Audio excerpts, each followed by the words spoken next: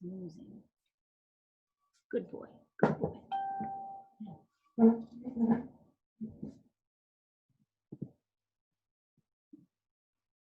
Story and influence on what you do? Oh, so huge. So huge. I actually went and stayed. I mean, she was an artist from birth. So she was like from the time of 4. I did not come to art until I was 30. So her skill and her talent, I mean, she studied with Diego Rivera. She taught, but she was also very much always on the right side of art. I feel like her art evolved a lot and changed. By the time she went to Santa Fe, it became a lot softer, and it sort of echoed more it began to look, I don't want to say primitive, but it began to look a little bit like the Native American art, the old stuff that you would see. Very delicate watercolors with just 1 or 2 like strokes, and there's a deer.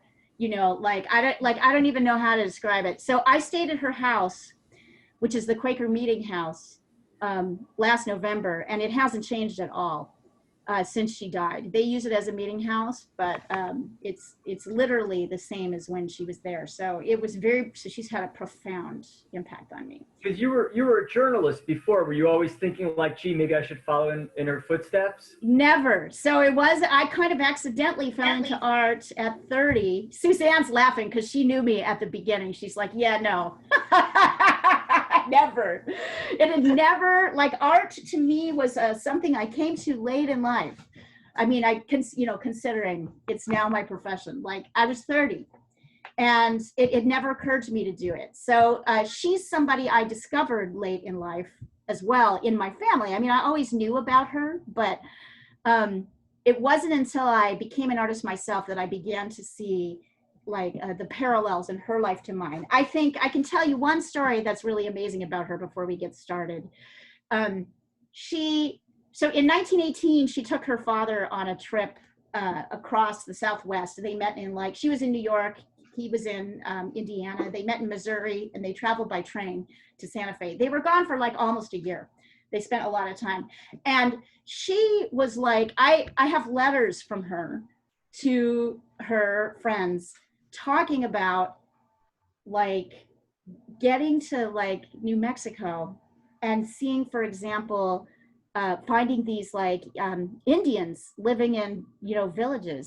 And she describes like taking some newspapers and laying them on the ground and then sitting on the ground, like just painting them and drawing and painting them. Well, they all came around her looking at her. And she stayed there all day and painted and drew them. And she was never happier in her entire life than in that moment. As you hear her, if you read these letters in which she's describing, I got to actually spend time with these people. And she has some paintings from that time. One is in the Santa Fe New Mexican Museum of Art. I love it. So she painted and drew. And like she had just been told at that time that she'd been accepted into the French Salon, like one of her paintings. And she was like, she didn't care. She was like, I am sitting on the ground in the dirt, like spreading on newspapers. I've never been happier than this moment. And she continued, that's what I think that's what it meant to her, I think, like that move to Santa Fe. So what we're looking at is the woman who has just decided to do that. That's the look of a woman who's like, okay, I'm getting out of New York. I don't know how, but I'm going to get back there. She was also the first one. She then traveled to Santa Fe. So she's making paintings the whole time, bringing them with her.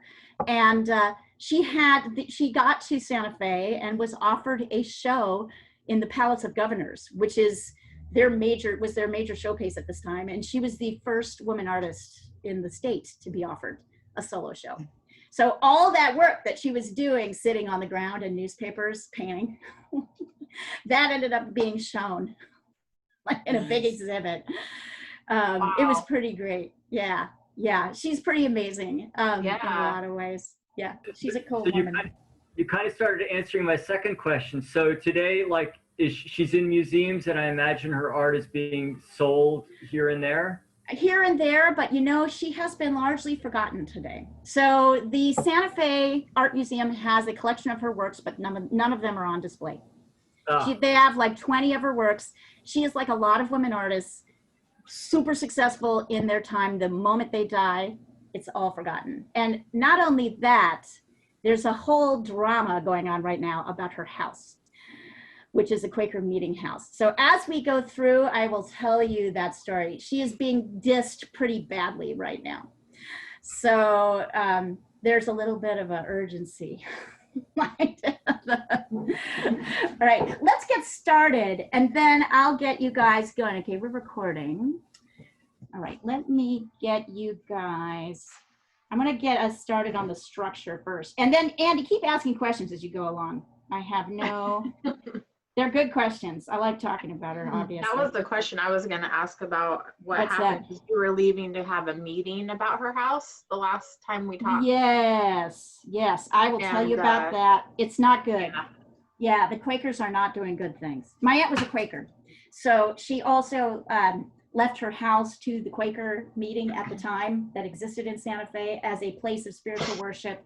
And also the requirement was the family kind of decided, hold on. I'm gonna get in here. Oh, wait, sorry, whoops, not that one.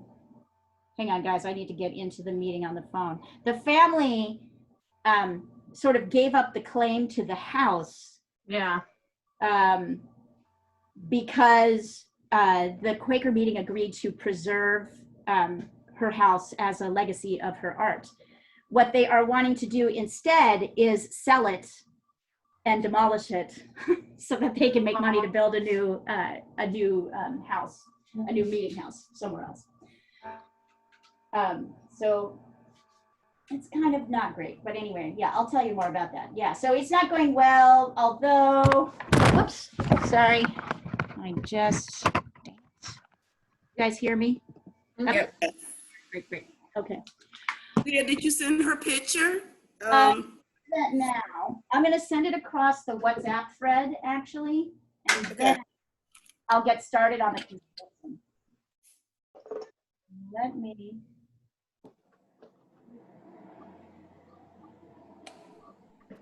But I'll also put it up big later. So when I get a chance to do some construction, I will actually put it up on.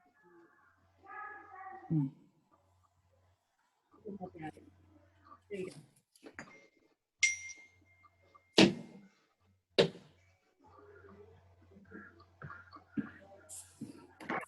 Let's do this. Go ahead and put me in speaker view. And I want you to click on, I'm going to take my video off so it's not confusing. Look at Leah demo. Click on speaker view so you can see this big. We're also recording this, so if you can't see it, don't worry. All right. And you can choose to draw just her face or maybe, I don't know, part of her, like this sort of longer part of her. I tend to like to get at least his shoulders in. I think that's kind of helpful. So I'll go to here. So the first thing to note, as usual, is we've learned two types of construction, right? Guys, who can remind me what it is? What are the two types of construction that we've learned? When we're drawing this vertical line, when we're drawing this vertical line from the top to the bottom, we have a couple ways to divide the face. How are they? What have we learned? You've done thirds and quarters. Yes. So the question becomes, when do I do quarters and when do I do thirds? And Depends on what the furrow of the brow is. I think it depends on how far the face is turned away from us. So although her face isn't exactly facing forward, it's mostly facing forward, like Martin Luther King's was, like my picture in the first session. So if you can see, if you can draw a line from the very top, and when I mean that, I mean like from here, right, to here. And you can see that the halfway point is the eye line, the middle of the eye line, then you should divide it into quarters. So if the very middle of the face is the middle of the eye line, divide it into quarters. If the middle of the face is not the middle of the eye line, if the middle of this line is like down further, then I would use thirds and I would start from the brow and then add hair going up. Does that make sense? Does that seem, does that make sense, you guys? Oops. Yeah. Okay, so we've got the halfway point here. And then the halfway point here to here is, interestingly enough, just right at the base of her nose. So that's the 3/4. And then I'll go up to mark the 1/4. 1/4 is where her hair starts, her hairline starts. So this is really helpful to us already in terms of showing how things are going to be structured. So I will draw my line randomly, right? I get to decide how big this line is on my own. And then to make sure it's proportional, I'm just going to make sure I have, here, let me mark it. Oh, that's not exactly the halfway point. Bring it down a little bit. There we go. That it's right in the middle. That's the halfway point. So I know if I divide this proportionally correctly, that even though this is bigger, that these halfway points and quarter points are going to work out for me. So let's see. So you guys can do this too if you want to. 1, 2, 3, 4, right? So there is the quarter, the half, the 3/4 point. And then the next line is going to be, of course, across the midsection. We can't really see her ears in either place, but I'm imagining that they stop and start about here, right? A little bit past her eye line. So I'm guessing where her ears start. And then I'm going to check this line and measure how wide is it. It's a little bit above the quarter point. So I know, so you know, the other way to think about the halfway point is, well, should I use quarters or halves? No, that's actually not true because I wasn't sure with Dr. King. All right, never mind. I was going to say, if this part of the face is as wide, basically, as this part of the face, you're more likely to use it, but that's not even necessarily true. It more depends on if the measurements work out. So the next thing I'm going to do is double check this line, right? And see how wide it is. What I can see is it says about 3/4 of the way up the face. So I'm going to use this to measure, let's see. And see how I'm constantly rechecking my measurements. I'm not really sure. Yep, that's about right. And I think from here, I can see her eyes.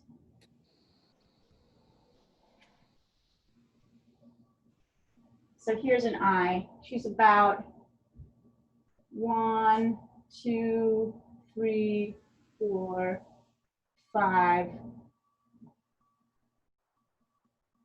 It's like about, it's funny. If I go from here to here where I think her ear is, I can't see her ear, but I think it's about here. She's a little bit more than a 1 eye. She's like a 1.5 eyes this way. 1. So it's 1.5, 2.5, 3.5, 4.5, 5.5, 5.5, and 6. So really, if I were to go from here to here, she's 6 eyes across. There's a little extra half eye. If you want to, I suppose you could bring that in a little bit. So this is still 5 eyes across. 1, 2. Yeah, that's probably better. So I'm going to bring this in a little bit more narrow.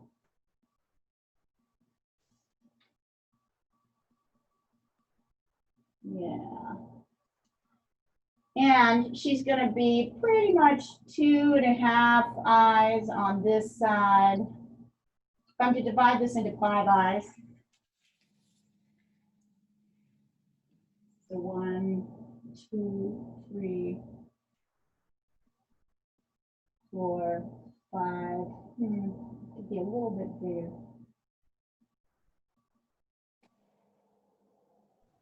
notice that I'm doing a lot of guessing about where I think things go, and then adjusting as I see, do I have it correct?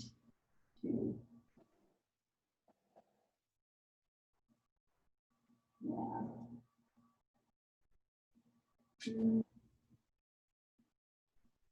A little bit bigger here.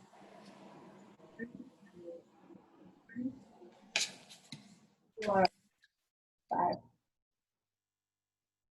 Okay. I think I pretty much have my measurements in good places. I know my eyes are going to be here and here. What do I know about the nose? Where's the nose going to be in this case? Can you guys see? The nose is kind of right here, the bottom of the nose.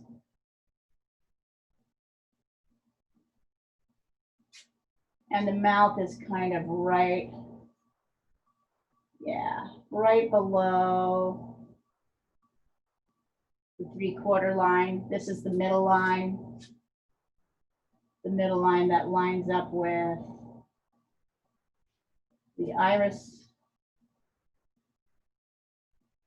This is the sort of bottom shape of the nose. Notice she also is a fox, right? These little lines come up higher than the bottom of her nose. They don't go straight across. And these lines line up with the edge of the eye, the inner edge of the eye, the tear duct. So it's interesting that people basically have similar location to their features. Okay, at this point, I'm gonna stop. I'm gonna take a picture of this and I'm gonna put this up on the screen big so you guys can see the picture big. So go ahead and try.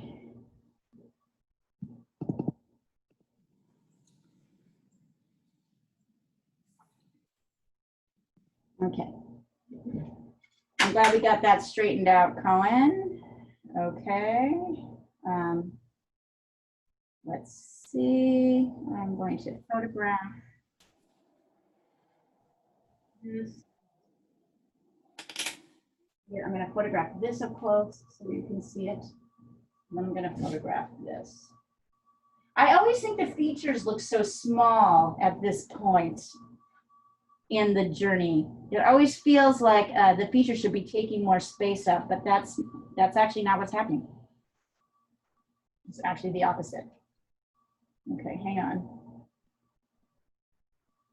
So any other questions as we're going through this? Are you guys like feeling like you know what you're doing? That's not what they're doing. Something like this. Yeah.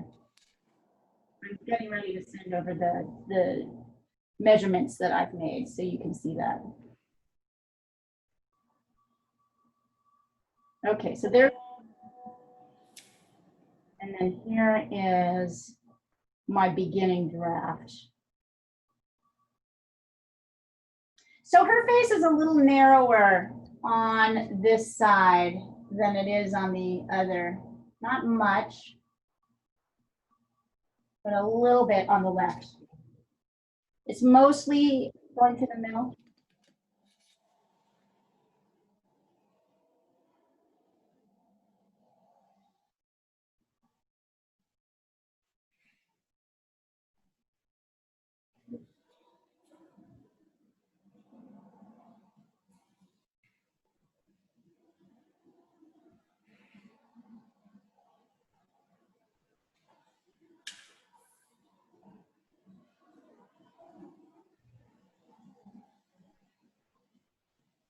And then of course I'll put this up as well.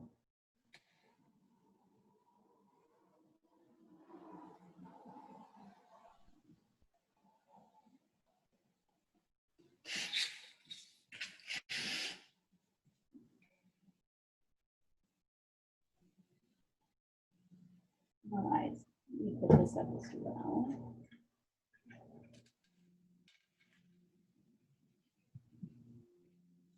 But if you want to, guys, also send me the structure as you're working on it. Marie, what are you working on today?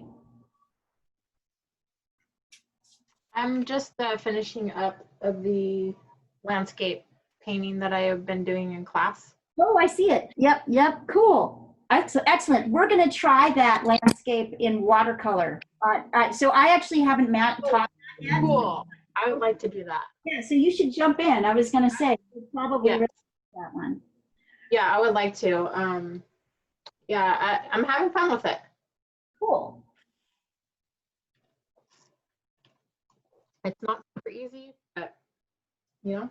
Yeah, it's not easy, but there's a lot of green. Yeah. Rebecca, A lot of value changes. a lot of like, yeah, subtle value changes. Yep, and it's good though. That's the challenge of it. I'm liking it. Right. So thank you. Yes. Take a picture and send it over when you get a Sure. chance.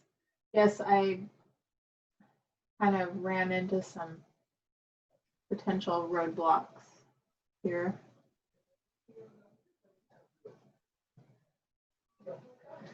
So cute.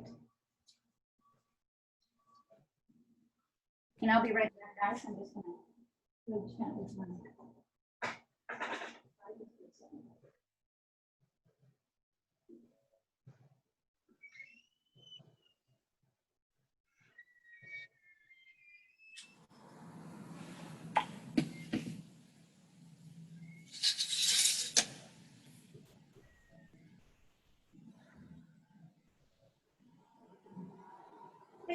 Exciting news about the book Losers. It's like it seems like things are just getting better and better. Yeah, we were really excited. It got good reviews, and now it's apparently the bestseller for sports journalism books. So who would have thought? That is awesome. Yeah. That is awesome. Well, Congratulations. Yeah, that's really, that's awesome. and it's funny because you need that, right? Oh, buddy. Like having little bits of successes here and there in this time. Right? And, Yeah. and it's kind of hilarious that it's about losing. It's like, Yeah. Totally not planned. yeah, sure. I know. That's just where, sometimes you just hit it. I feel like a lot of times you're writing, you're doing art, you're creating, and you're just doing your thing. And then every once in a while, you kind of hit upon something at the right time, at the right place. The editor who looped me into the project, she's from Eugene, Oregon. Oh, really?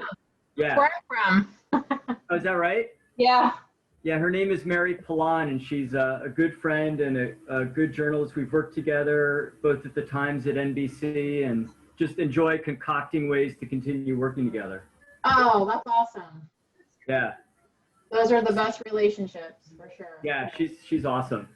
She's like one of these multi-talented people, and so she asked if I had any thoughts on contributing a chapter, and I had like two right off the bat, but one that I really thought would work, and that's the one that she went for. So. Oh, well, that's awesome. Yeah. Nice. No, it's really great. I'm very excited to see that get some traction. Yeah. Yeah. It's the only time in fact checking I've ever had in my life where, as I was fact checking the section with the person I was profiling, we were both in tears, which I don't think Oh, wow. Yeah, I don't think I've ever had happen before in my life. that's interesting. What was it? Do you know? Can you say specifically what it was? Just the story in general? Or, Story, and I mean, his life is, it's really weird. Like if I were to describe his life, it might sound really sad, but he's like one of the most upbeat people, and yet he's gone through more than I think, many people could endure. And he goes around. One of the things he does is he runs a bed and breakfast up in northern Minnesota, but he also gives motivational talks, about overcoming adversity, right? adversity. And, so if you were to give him in his sporting life, if you were to give him 3 seconds, he would have won 2 major marathons.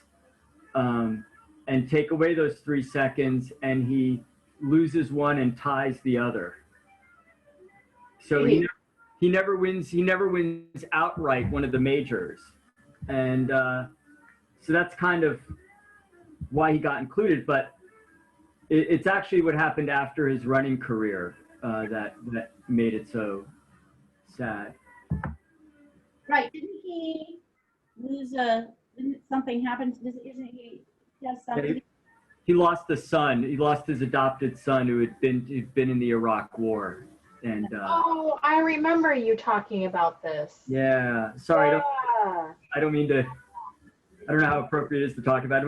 But it was very rough for him, and Yeah. as you might imagine, right? Of course. Yeah.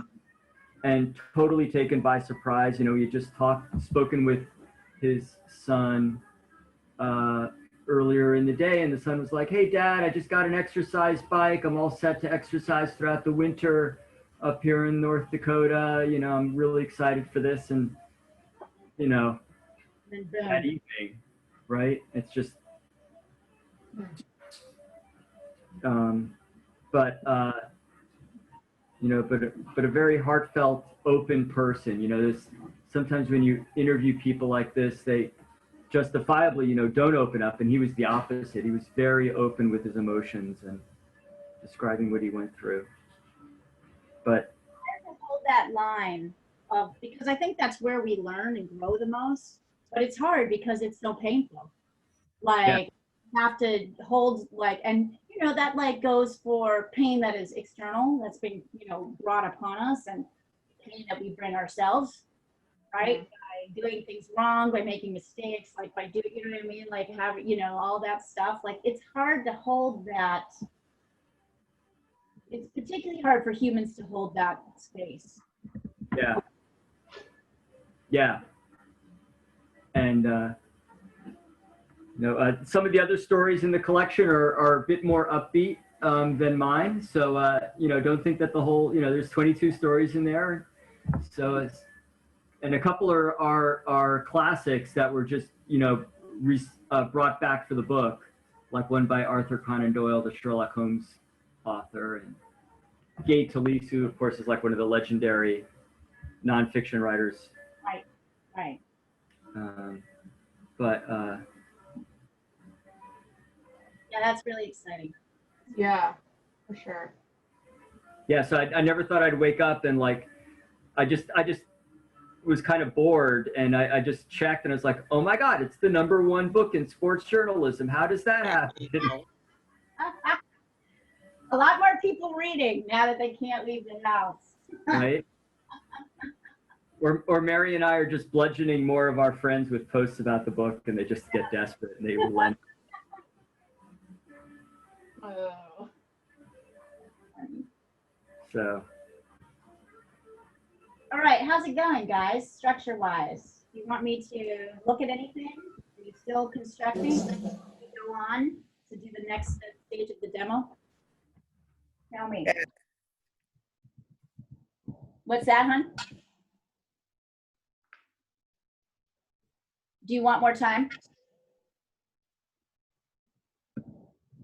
Right. You guys want more time? I can't And hear. what? Or are you ready for me to go on? Ready. On. That's good. Me. Here we are back here. Okay. All right. So now we're going to get the kind of structure of her head, her face in before we get into much more detail. So I'm going to sketch that in again.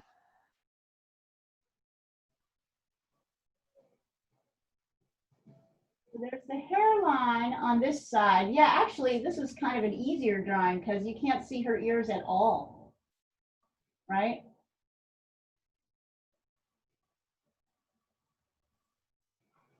So, and then notice the neck is coming in. Notice her, so that's why I'm like, I like having the shoulders because I feel like one shoulder is down, one shoulder is higher. So that'll start once again like this. I'm gonna, by the end of this line, closer to the 2/3 point is where her face, you know, if I was to measure one eye to the right, This is where the side of her face meets her hairline. And then on this side, it's really one eye. So it's kind of over here. That's where the side of her face is. You're going to bring her hairline out kind of farther, but this is where the side of her face is on both sides. And then this side is a little bit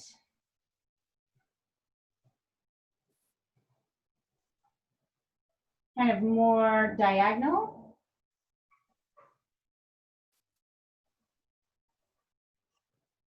And then this side comes down. I think that's maybe that's what it is. Let's see. Maybe it comes down. Yeah, it seems to hinge this way. And then her neck is here, kind of right at the edge. And the other side of her neck is down lower. Look at how much lower that top side of her neck is to her bottom. And then this kind of comes out like that. So yeah, we want to draw her neck absolutely straight, right? But really, in truth, look at how high this line almost lines up with the top of the neck here. And then we'll do the inside of her hairline here. So it looks like her hair kind of comes just above the 3/4 point, right? And then top here, she has this kind of, I like this picture. She's got this kind of wispy thing happening. It comes up and down. Watch this shape carefully. It's going to be really easy to make it, to not catch it. It's going to be easy to bring it down too far, like too diagonal. Really watch that. So before we get into details about features, this is pretty much where we should be.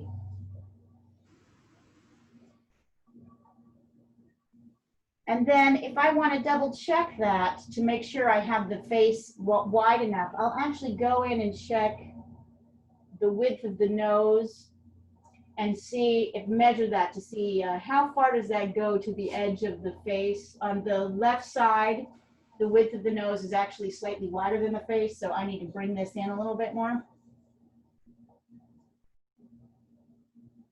So it's here, the width of the face. From my original guess, yeah, that actually makes more sense. Which means I need to bring the neck in a little bit.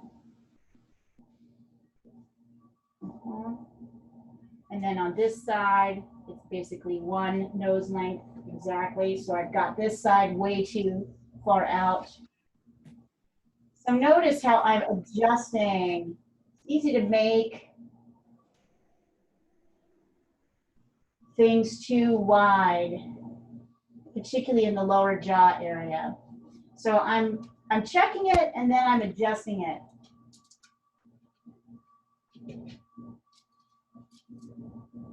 Maybe I'm even bringing in the hair a little bit more.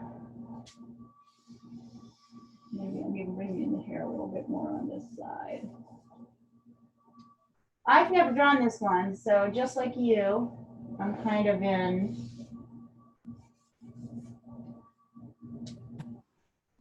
Yeah, that's. Oh, look at that. Everything okay over there? What was that noise? That wasn't me. Okay, hi, Katie.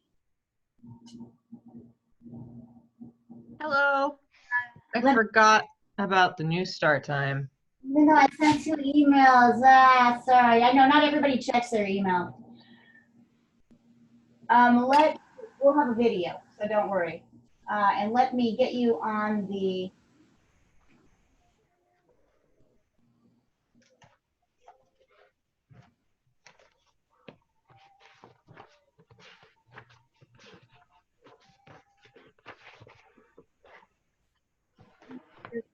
And look, I'm gonna take this down And I'll share it with you. I'm going to actually put this up so I can send the new stuff to Katie.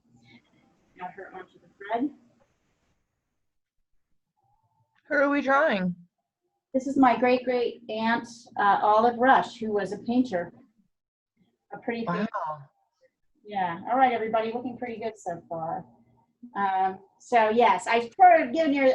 I'll keep talking about her as we go on. I want to get you guys into the structure before I tell you more about her. Yeah, she was a fascinating woman. Really, really amazing. And this mess that's happening with the meeting house is like even more amazing. All right.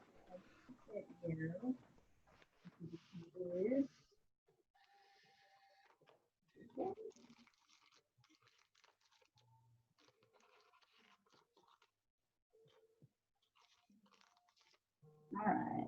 Is there anybody else that came in a little late? No, we're good here.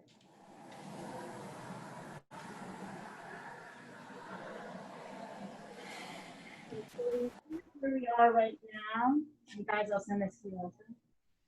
So this is the kind of, here's the red lines I've got here. Here we go. Yeah, Andy, that's been good.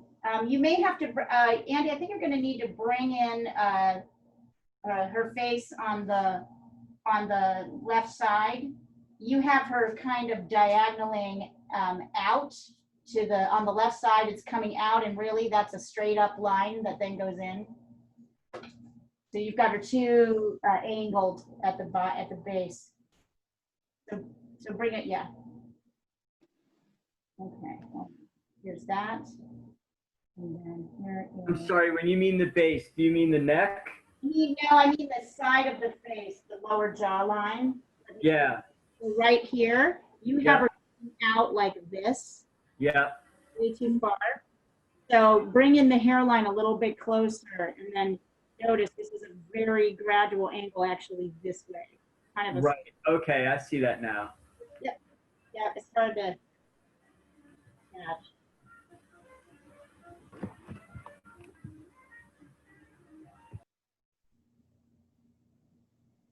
Are you seeing that the face is as wide as it is long?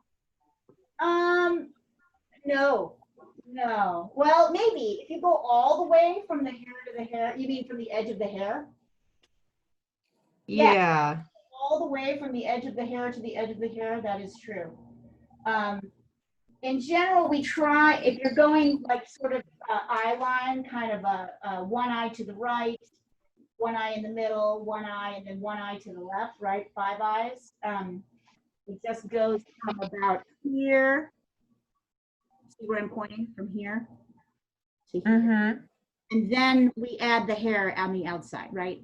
On the outside. Okay.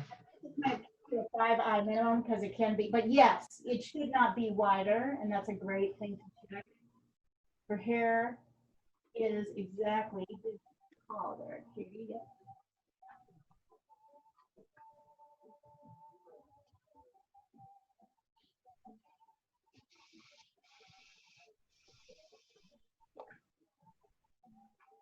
Yeah, so you guys want me to tell you what's happening with her house right now? It's kind of fascinating.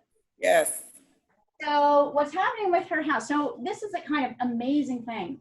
So my aunt was this painter, single woman painter, who when she died in 1966, she left, because she was a Quaker, she left her house to the tiny Quaker meeting that was existing at that time. There was like 7 people.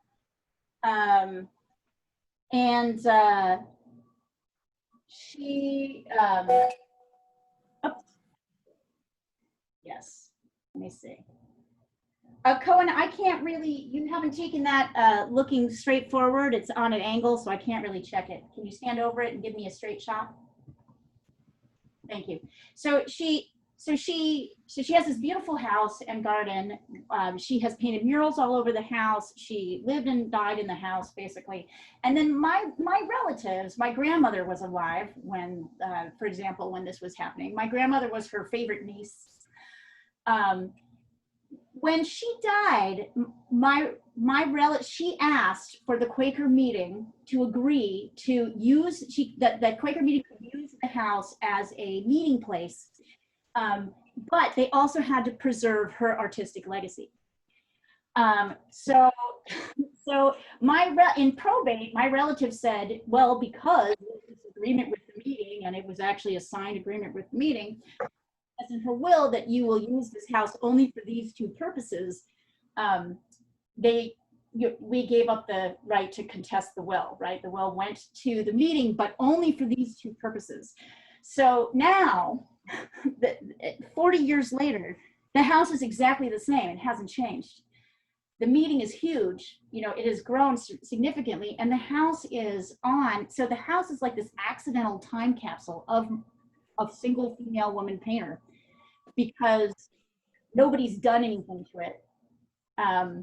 And it's on Canyon Road, which is one of the most expensive pieces of property you can have in Santa Fe. It's where all the galleries are. So like, there's like my aunt, there's like all these galleries, you know, very snooty, expensive galleries. And then there's like my aunt's house, which is the Quaker Meeting House. And you can feel her life because it's all there. So the house is kind of perfectly preserved because the Quakers haven't really done anything with it, to kind of, you know, memorialize her life, but the Quakers don't want to do that. So they're in the process of trying to grab full title to the property. They filed a case in court to get what's called a quiet claim so that they can sell the house and wreck it. Basically, the house is now worth about $1 million. So if they sell it, then they can build a Quaker Meeting House somewhere else. And my aunt's legacy, poof, goes away. So, so a bunch of my relatives and I are like deeply contesting the quiet claim that has been filed in court.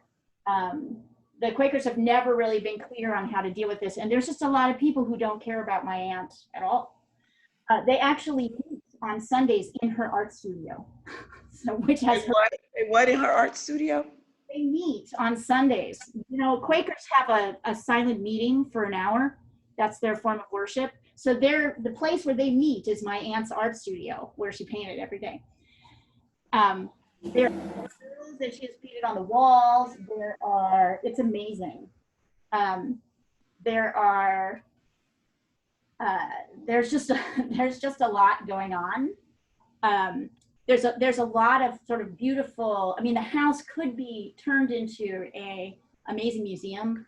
It could be turned into a lot of things, but what they're trying to do is say that they don't have any responsibility to preserve her artistic legacy. So now all my relatives are coming out of the woodwork and saying that's not okay. That's not what agreed to. That's not what the will says. And the Quakers are kind of quietly trying to, and they can't actually sell the house right now the way it exists. They don't have full title to it.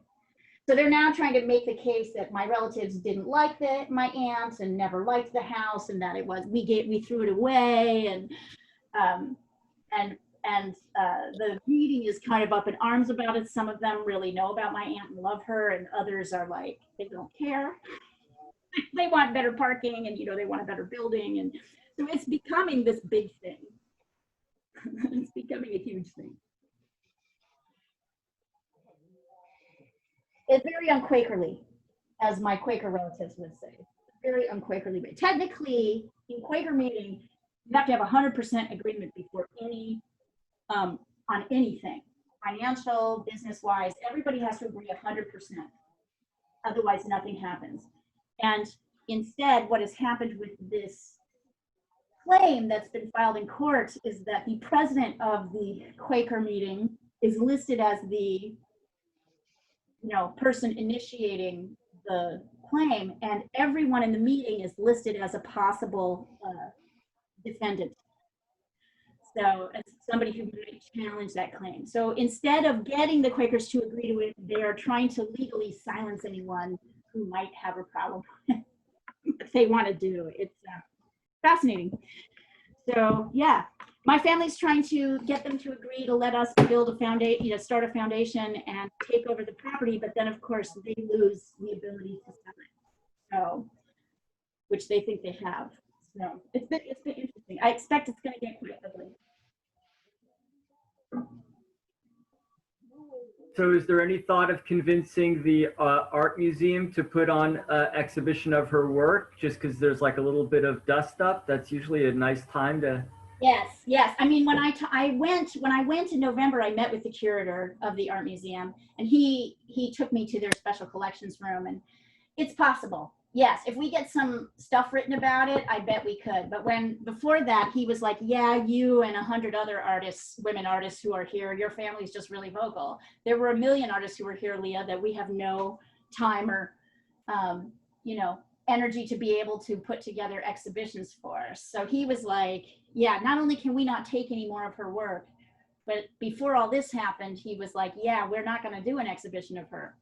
There are too many others. There are too many other artists. So yeah, my hope is if we create a dust up, if there's a dust up, we'll be able to get a show.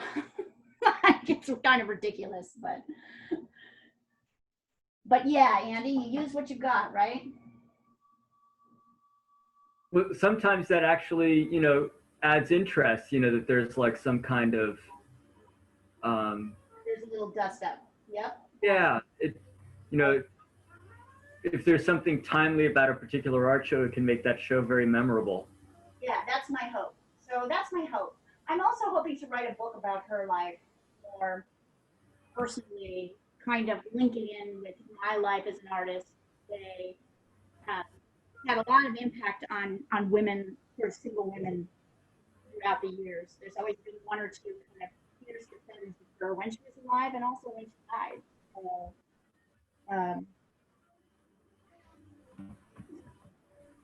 or even just exhibits where if you had like, great women artists of that era, beyond Georgia O'Keeffe. I mean, those kinds of exhibits also are always intriguing. apparently, but she's not the only one. There were a lot of them. There were actually probably hundreds. And I mean, we don't really know who they are, but there were a lot of them. What a great opportunity for a group show to kind of revisit those. I know, right? So my hope is, yes, my hope is I have a connection with that curator, but he wasn't really sold on the idea of doing it. He was like, yeah, your family's really big on her, and we get she's big, but she just, was one of many people who made up this art community. But yes, if we definitely if we get some publicity, I think it would be a great time to do it. Does the museum own the artwork? The museum owns those pieces. They own like 11 pieces. Yeah.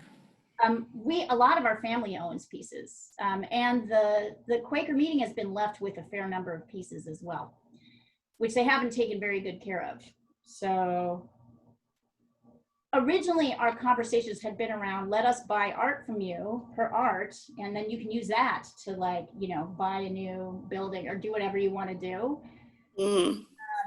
But that was not, they feel there's an element in that meeting that feels they own that building, although they clearly don't, because they have to go to court to prove it. So,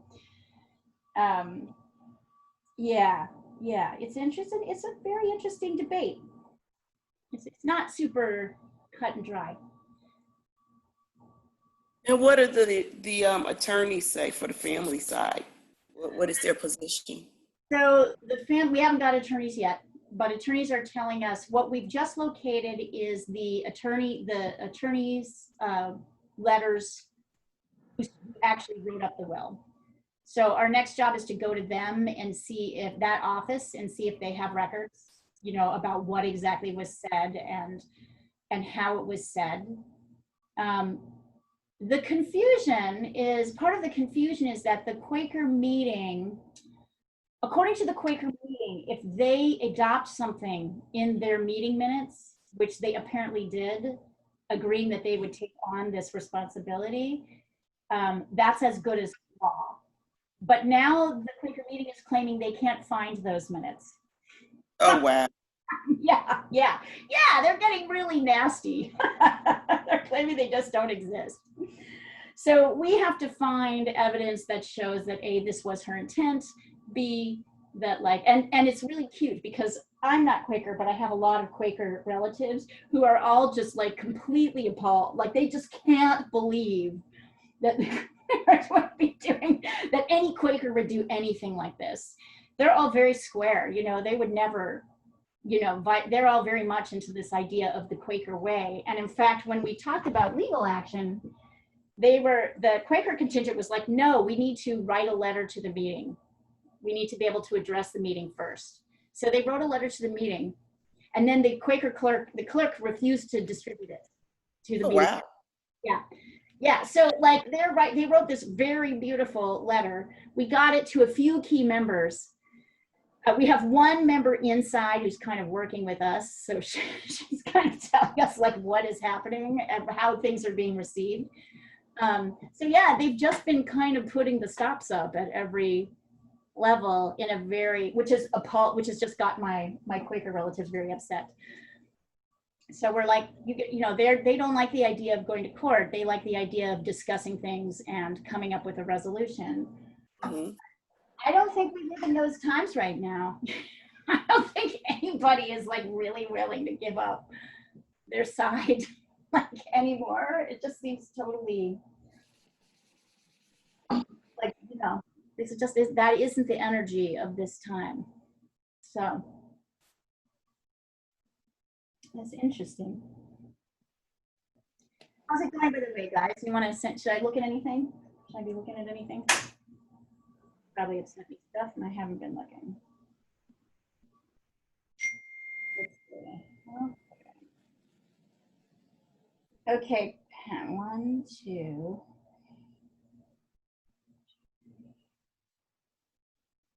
Okay, so Pat, remember, no lines up the nose. We're only doing the bottom of the nose. Okay. I think you might have brought it too far down. Bring it The just nose. above the, Okay. it's a little long. So just that bottom, and then remember that once you've got the nose in, we need to measure, it looks like your chin. It looks like you need to bring in the face on this side. It needs to come more to the, on the left side, on our left. Okay. Your hair needs to come closer to the right. If you look, and the way you can tell that is you can measure the nose here from width to width and then see if you were to put a nose here, right, a width of the nose here, how far would it be? And if you look on this side, the nose extends a little bit farther than this. So your nose, you see my point? So what happens is like we draw these lines and then, but the jaw really comes in much more narrowly than we think. The bottom jaw is narrower. Let's see, looking good, Katie. I'm gonna double check. Nice. Katie, her nose is too low. Be careful. I know it drifted below where it was supposed to be. Actually, I see that. okay, just be, yeah, not much, but it's just a little bit. Nice. And then bring on this side, Katie, bring her face a little bit to the right because she's a little narrower on this side. Okay. Other side. Yeah, other side. Otherwise, that's like a construction is nice. Oh, Marie, that's coming along so beautifully. That's really beautiful. I love it. I changed a little bit already. Okay, Cohen, the eyes are way too big, honey. So I'm going to show you something. If you look between each eye, there is one eye space.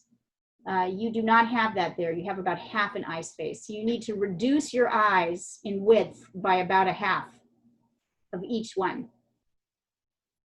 Okay? It's easy to make the eyes too big.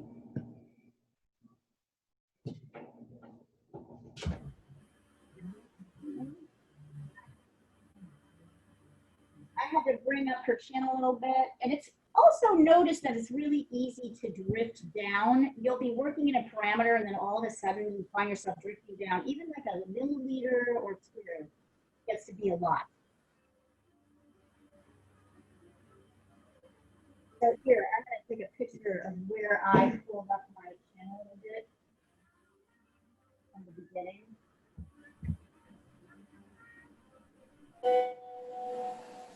See where it was and how it, like, I drifted a little bit further down.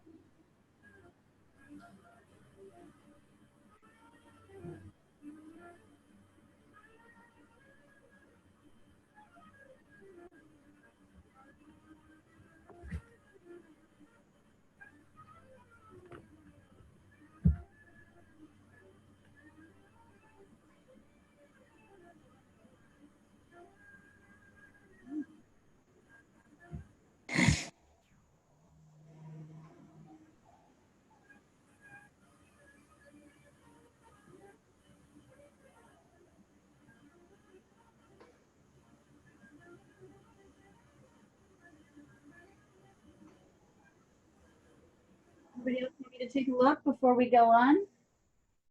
Or you want to go on? I want to go on. Go on. All right, I'm going to stop the share. Back up to Zoom. Let's see. Yeah, mouth is too high, Andy. It should be a little bit below the 3/4 line, a little bit lower. It's funny, you can start to tell, right? Like how these little tweaks. 1, 2, 3. Yeah, so Cohen, there's also one eye to the right before the hairline starts. And there's one almost 2/3 of an eye to the left before the hairline starts. So make sure you bring your hairline out to reflect that too. Good job. All right, let me get you back to Zoom. Okay, so let's take a look here. I want to look at. We're going to move this on to dealing with features again so we can see them. So once again, I'm going to talk to you about eyes. I'm going to remind you by looking at hers, and then I'm going to try and zoom this up so that you can see them better. So eyes are smaller than we think, but remember the basics, right? The top of the eye is curved, and the bottom of the eye is mostly straight. Remember also that the bottom of the eye is pretty light too. So I rarely draw the whole line all the way across. Remember that the eye has an iris, right? In this particular case, we can see almost, we can't see the whole iris. It's just like 2 curved lines. And we're also paying attention to the white of the eye and the tear duct shape, right? So on each side of the face, we're looking at the white of the eye. And then what's the most sort of defining feature about a person in the eyes? What's the most defining feature? Anybody remember? The iris? Nope. The upper lid line. Oh, That's above the iris. So remember, that's very different on everyone. In this particular case, there's a little bit of skin we can see. So you can see as I'm sketching it in, and then it comes in pretty close. And then remember, there's this shape.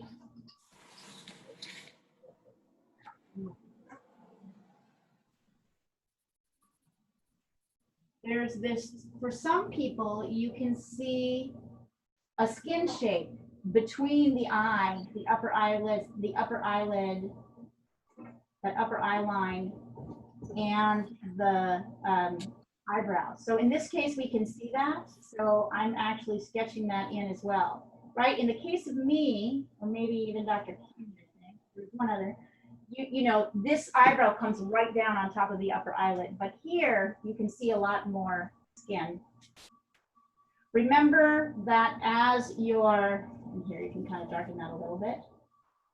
Remember that as you're shading the eyeball, that the iris, no matter what color the eyes are, that the iris, the edge of the iris and the pupil are darker right? Than the iris itself. The edge of the iris and the pupil are darker. Then there's that little white dot, which you want to preserve, right? At the top of the iris. And then around that, at the top of the iris is dark, and the bottom of the iris is lighter.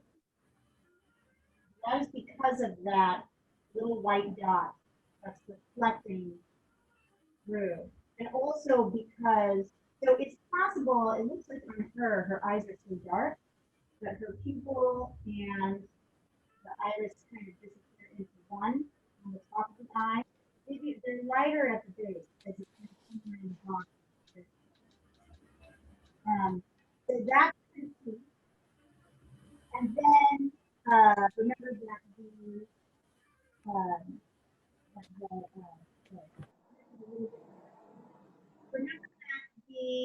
there's some little dark areas even right of the eye too.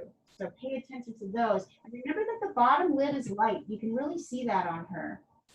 So I like to draw a little line underneath, like sort of a little underneath the eye, which is more like the bottom of the eye. Oh my God. Sorry, I have a kitten crawling up my kitten break. Kitten is being annoyed. Sorry. I actually, it's insane. There's a little white lid right at the base of the iris, and then underneath it is the bottom eyelashes, which are more like a little line, and then there'll be shading under right here. And remember also that we're not drawing individual eyelashes at the top. We're just kind of drawing a kind of darkening of that upper lash line, just a little bit darker towards the edge. So that is the basis of doing eyes. Remember, the nose is going to be a little bit narrower than on this side than on the other side. Yep, her, whatever these things are called, I always forget them, those sides of the nostrils.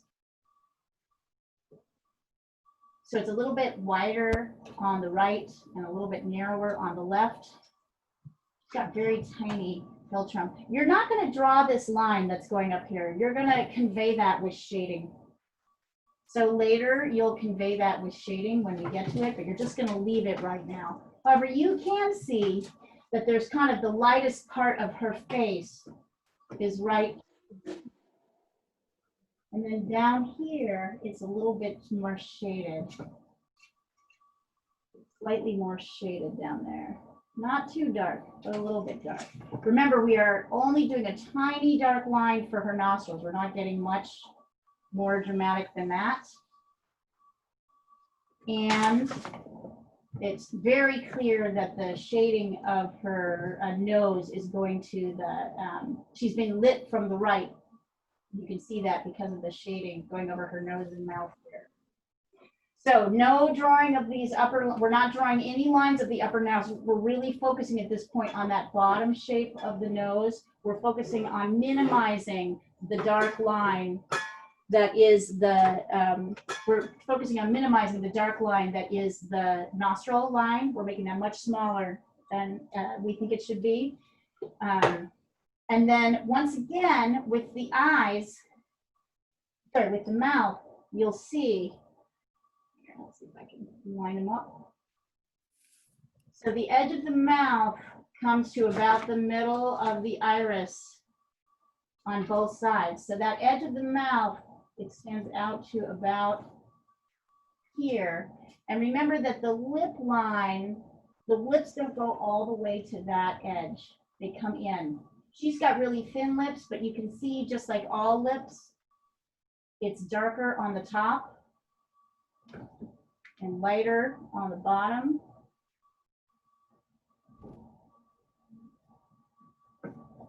Right, and then there's this dark line in the middle. Okay, and then remember, you can see some kind of shading under her chin. We'll go into shading in a minute, but I want you to focus on getting the features in before we go more detailed into shading. So, I can take a picture. I didn't actually, here, I'll take a picture of this. Here, I'm gonna get off here. I'm gonna take a picture of this, the painting, the drawing where it is, and I'm going to do a share.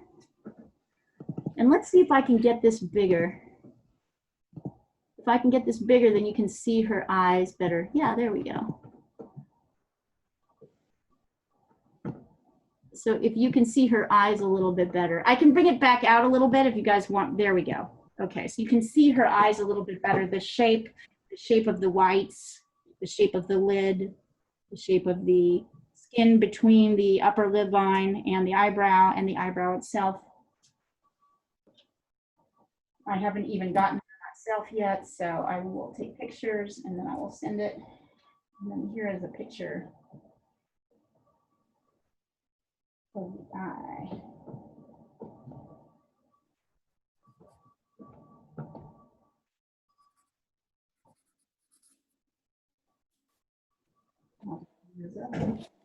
Is it starting to feel a little bit more natural to construct this way, you guys, or does it still feel pretty weird?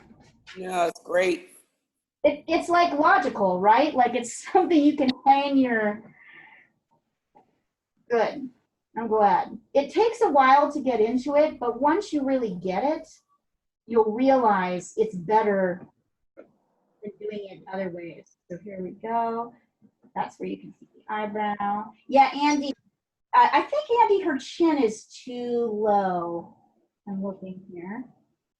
Yep, you've drifted her chin too low. Bring her chin up about 2 or 3 millimeters.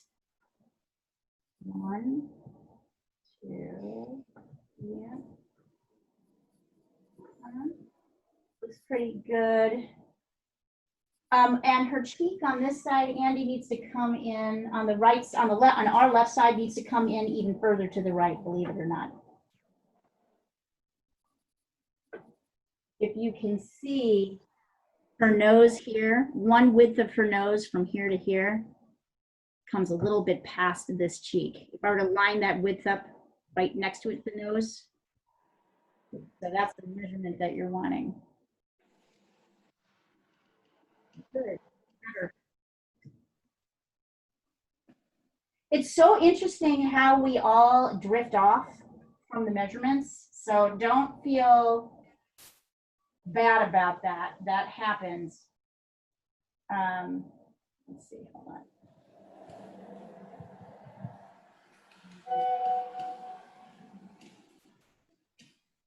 Here's the eye, big. It's easy for us to lose our way.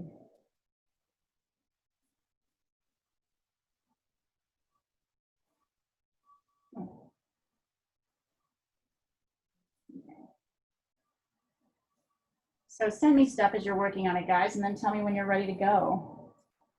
Notice also that although she's very light-haired, her hair is mostly darker than her skin. Can you guys see that?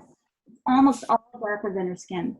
There's only a couple of places where it might be lighter, particularly around this area. So this is what I mean, hair almost always being darker than the skin tone, no matter what color your hair is and what color your skin is.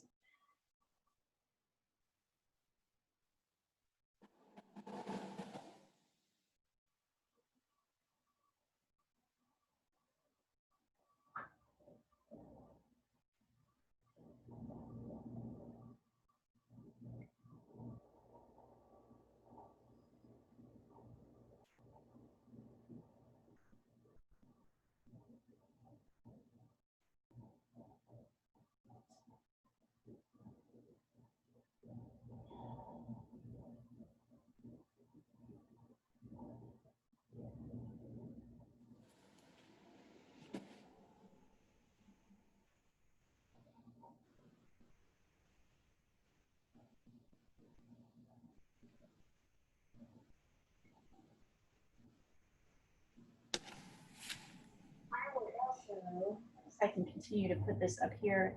I'll be working on the side, small. You can see me if you want. If you're like struggling and you want to see how I'm doing something, I'll be continuing to work on this. think. Let me see.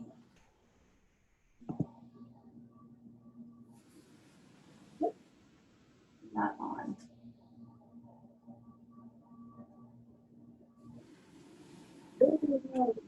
No. Wait, no, don't do that. Don't do that. No. I just want to be seen. Okay. There we go. Okay.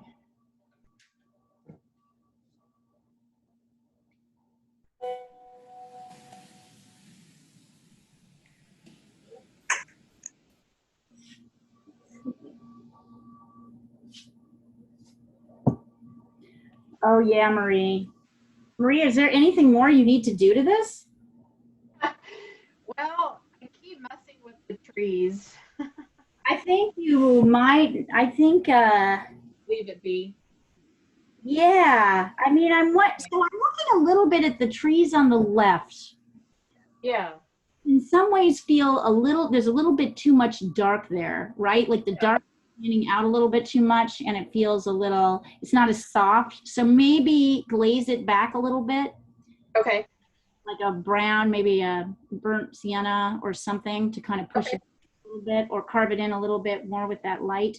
The reason that our eye is going there is that you've got lights right around that dark area. So we're noticing the edges. So I would work those a little bit more. Other than that, don't mess with the road. Don't mess with the water. Okay. That trees on the right is amazing. The rocks in the background are fantastic. And as usual, your skies are amazing. Oh, thank you. Okay, so those all standard trees, they're not so dominant. Yeah, I'd soften the dark edges as they hit the light, because that's what's feeling a little too harsh, right? Yeah. You want to soften that. Okay. Thank you.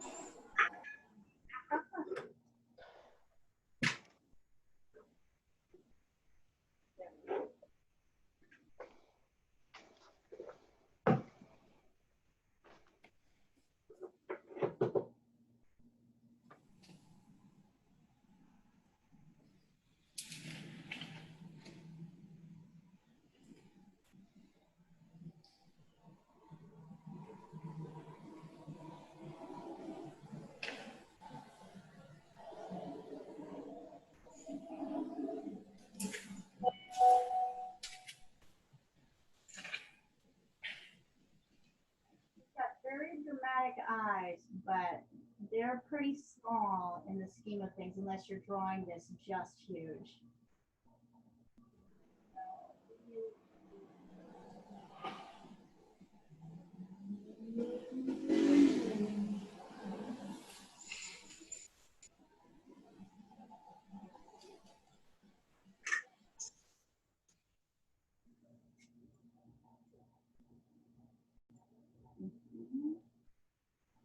Let's see.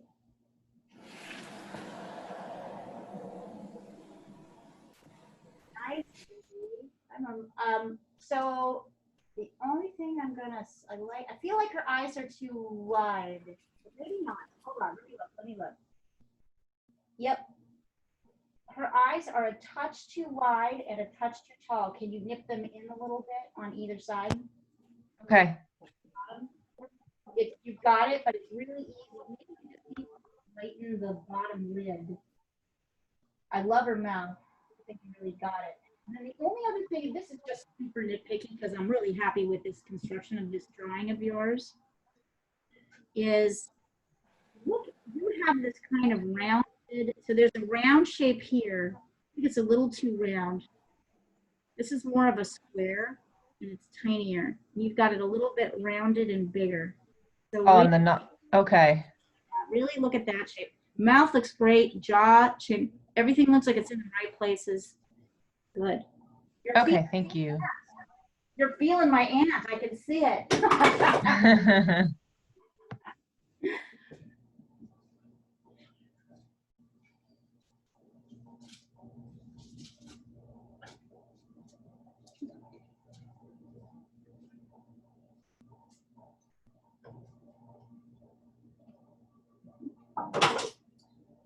guys, we'll be moving on to perspective drawing next week. But if you want to keep working on drawing faces, I would say select your own faces.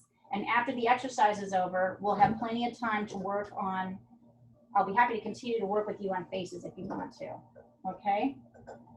If that's what you want to do, you should keep working on it. And if you're like, I'm so relieved not to have to do faces for a little while, I get that too. It's funny, we'll return to this next year and you won't believe how much more you're able to get out of it.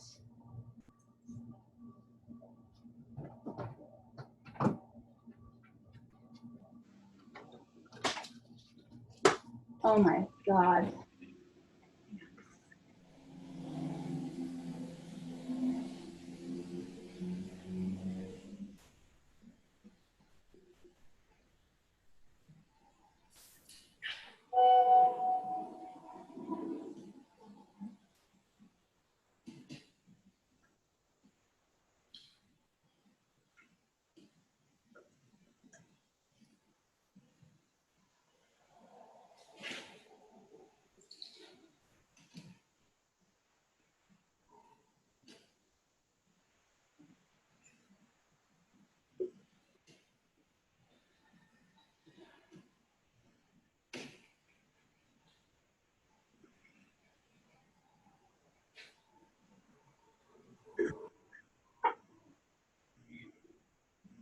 Fitton, you are insane.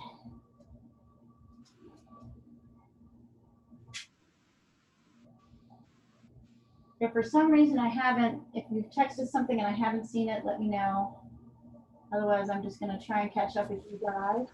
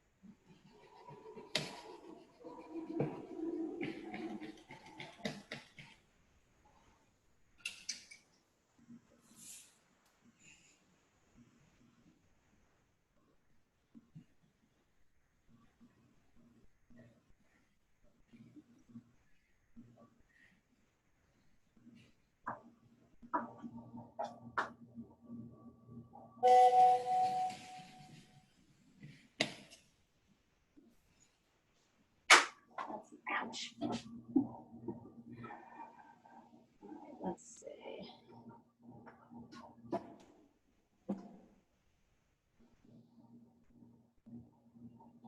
Oh yeah, Sue, that's looking good.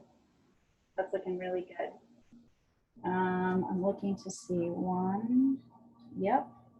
I think Sue, her nose is a little bit wider on the right. So I would extend it out just a touch to the right. And her face, believe it or not, comes in a little bit more on this side. So bring it a little bit more to the right on this side, but beautiful shading. I love how you're handling the hair. And I like how you're really identifying these dark areas. Yeah, look at everything here is totally dark. So what I would do is actually darken all her hair. And actually, I can do this for you now to show you guys what I mean. So that might be my favorite drawing you've done. That's really good. I say as I launch into the things that we need to change about it, but I want to make it really clear. It's like a really good drawing. I sometimes forget to say, hey, really great job. That's amazing. Here, I'm going to stop you for just a second. And I'm going to stop the share for just a second. I want to show you something about dealing with hair. So we never want to do this. You know what I mean? When we're dealing with hair. Hair is more like black and white shapes. And so this is what's interesting to notice about her hair. She's got light areas and dark areas. So my recommendation is make her hair, I know, it's not dark like this, but start out with dark hair and then go in with your eraser and pull out the light patches. Right? Like this. So pull out the light patches that are on top. More in sort of bulky shape.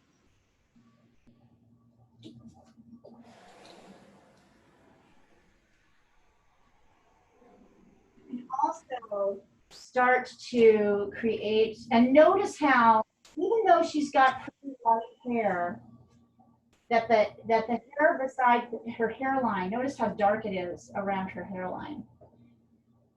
Right, so like this, you can kind of go like that. So see how I'm kind of going in, and then I can, if I want to, kind of draw, I can sort of darken these shapes. And that one here, more like, so it's more like you're trying to think about shapes. And then you can totally do this, or you can get really dark with the background, right, around her, which is kind of actually what's happening. And then you can lighten her hair against that background. So you see how I'm starting to pull out. I'm not just thinking about her hair, I'm thinking about what's around her hair. And then if I want to bring kind of a little light area, I can even take the edge of my, see, I'm going to take the edge of my eraser, and particularly on this side. So this is dark on this side. So at some point, as you guys know, I'm always talking to you about bringing in the background of whatever you're working on. It's as key to your drawing as the actual subject itself. And this is a great example of that. So now you're starting to see I can get her hair into that. And I'm even kind of bringing in a little bit of swirly.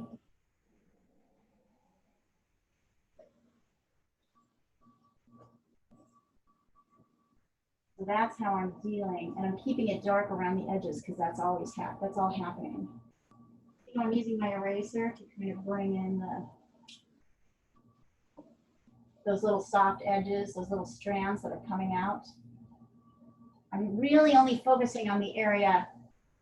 And that doesn't mean I won't go back in and maybe say, outline her in dark.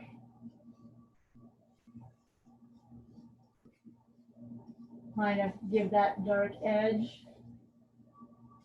But I'm acknowledging how much dark there is in her hair. Even though she's got like kind of gray hair. Huh. My mother has her chin. I can see it. I'm really seeing it right now.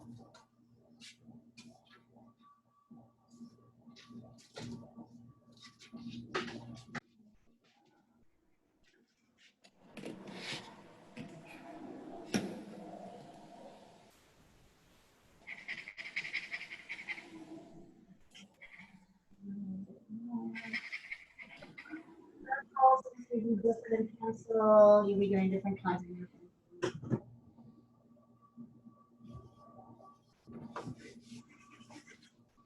So that's how we're always kind of thinking about that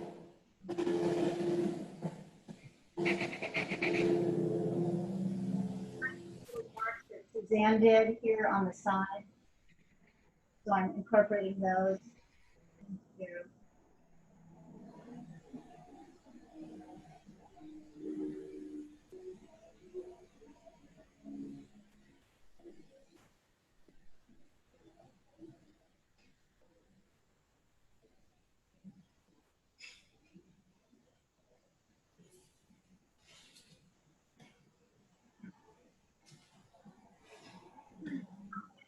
At the same time. Yeah. Okay. So let me push this back up so you guys can see again. We'll go on. I don't think I've entirely worked this to my satisfaction. I'm getting there.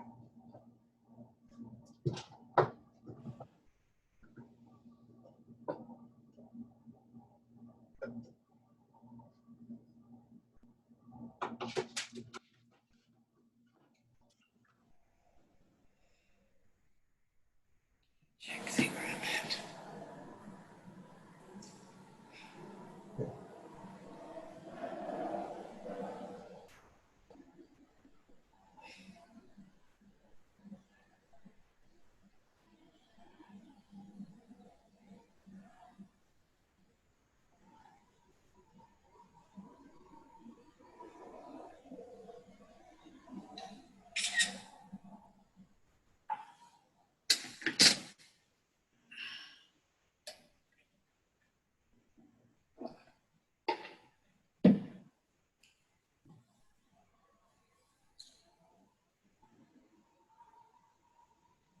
It's an interesting shadow that's kind of coming across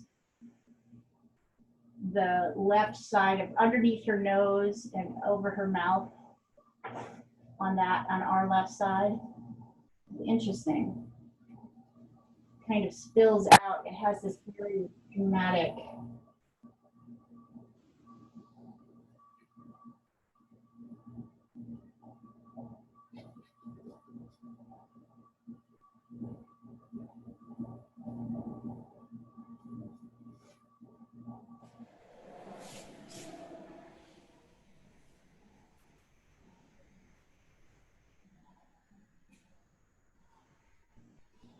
Notice that her bottom lip on her left side, on her right side, on our right side, sorry, not her right side, kind of disappears. We can't even see really. Kind of a lost edge there.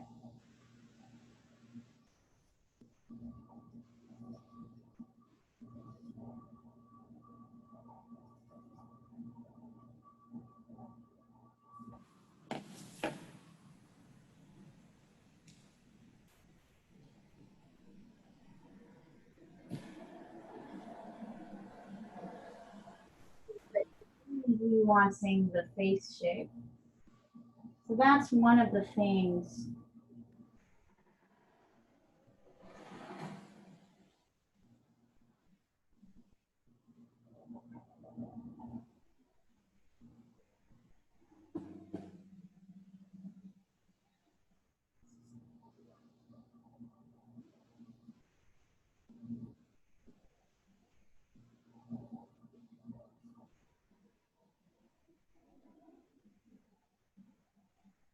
And there's also a really interesting reflected light happening on our left, her right side of her face.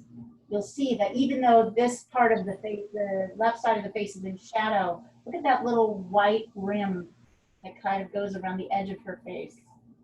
That is reflected light. It's very dramatic. So the lighting here is really interesting. Whoever the photographer was, they really were playing with light in an interesting way. This is actually not a typically traditionally lit portrait.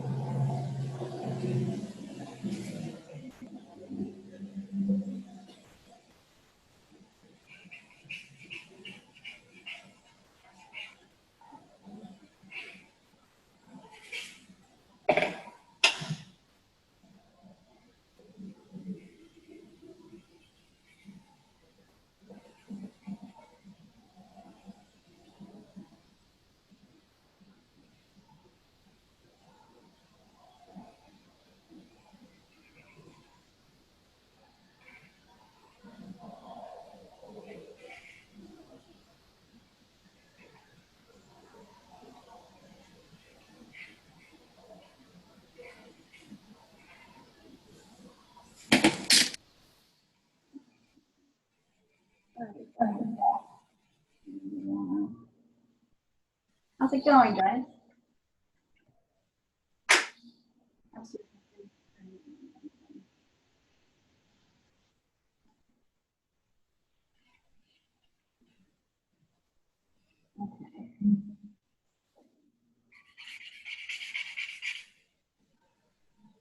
So Pat, her nose is wider, and her eyes are narrower.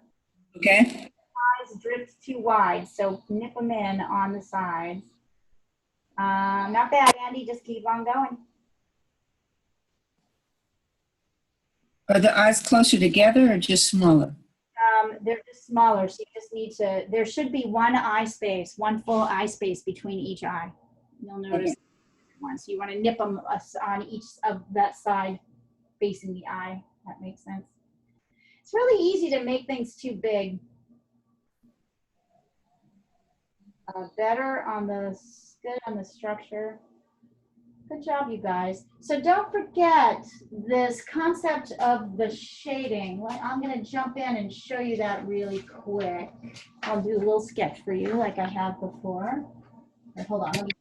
And then I will.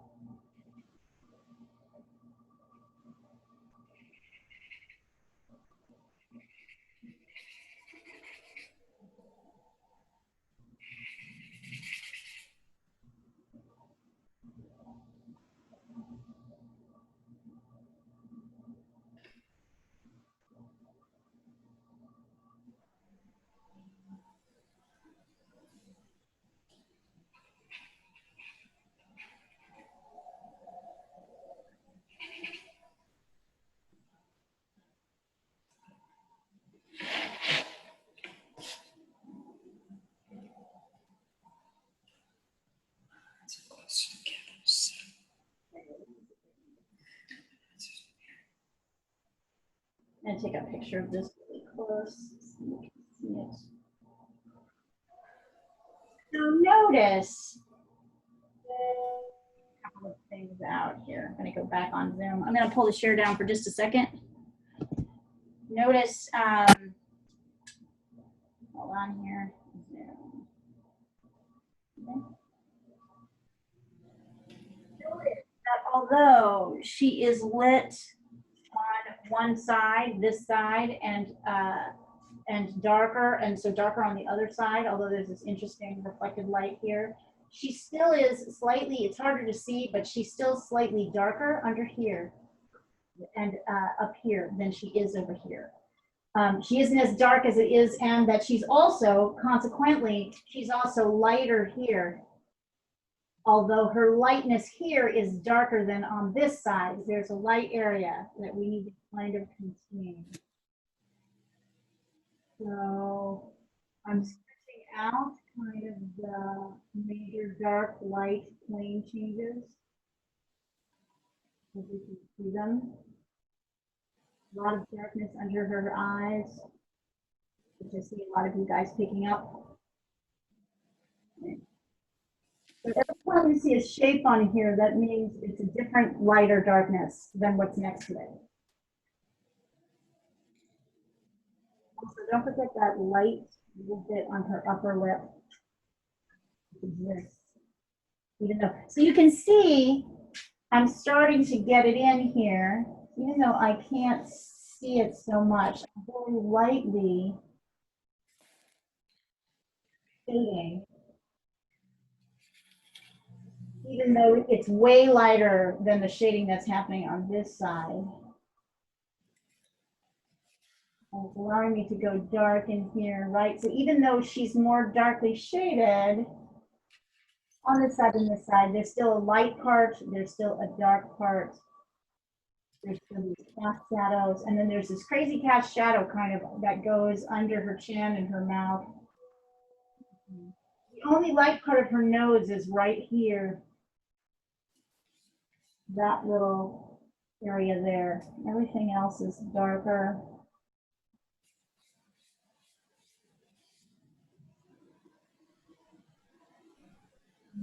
The white area of the chin, part of the mouth. So those shading is still there. Even if you can't see it in the photograph, it's still there.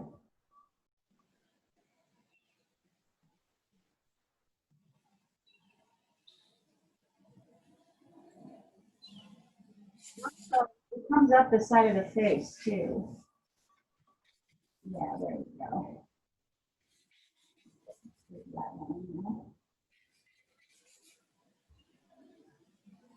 So that's kind of what's going on there. Let me just put that.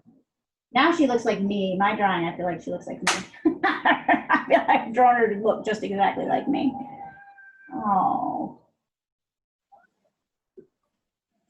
Okay. Let's see. I know. Hang on. No. Ouch. Ouch.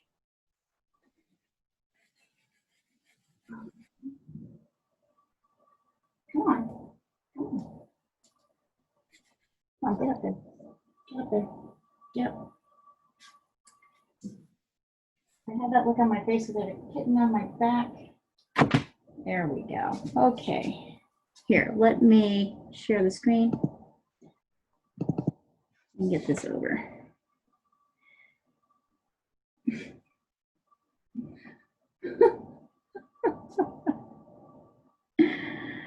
All right. You guys are doing great, by the way. Really, really amazing work. I'm so proud of you. I can't believe how much you leap from time to time. It's really amazing. Here we go.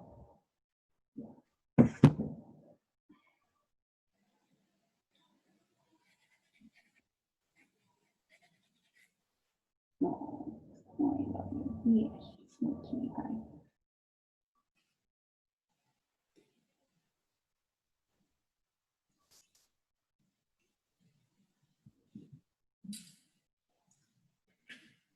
Okay, we got you, Colin.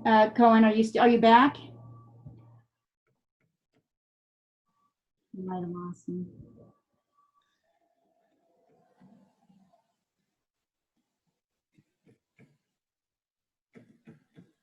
So I will send you a link, everybody who's here, on Sunday after this. So you'll have a link to this video. You'll be able to watch it. I don't think I've gotten any links before. Is there someplace else we can go? You probably haven't had one since I started instituting the policy. It's just been a couple weeks. I didn't get one last week. I did. Oh yeah, I emailed you. What happens is I share it to you privately, so you get an email allowing you to access it. I can resend it. Okay, I appreciate it. Yeah, absolutely.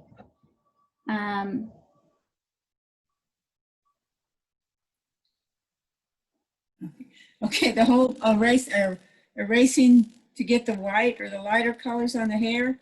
Yeah. Working with my pen, using my pen. Well, maybe it is, but I did it harder. Yeah. Pencil, not marking. Go back and forth on this one, right? And I'm just advising that there's more dark than you think there, and it's easy to minimize the darks. So I want you to start with dark.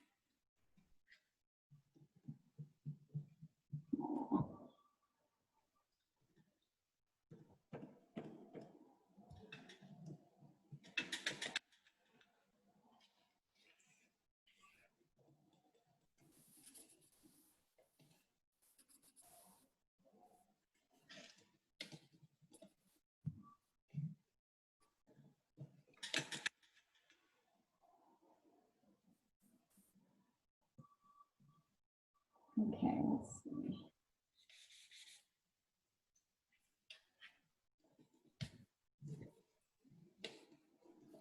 Yeah, I am really appreciating how much you guys are embracing this and how, oh no, no, not up there. You're gonna cause trouble up there. You can be here. I appreciate how much you guys are jumping into this. I'm hoping it's helpful. I'm hoping that like all the other drawing that we do, we're gonna start with perspective drawing next week. In fact, I'll take some suggestions at the end of class on what exactly we'd like to practice. But I really appreciate how you guys are diving in. This is hard stuff. It's like super hard. There's a real intellectual rigor to it that people don't really think about when they think about drawing, right? This is a very intellectual process we have to work ourselves down from.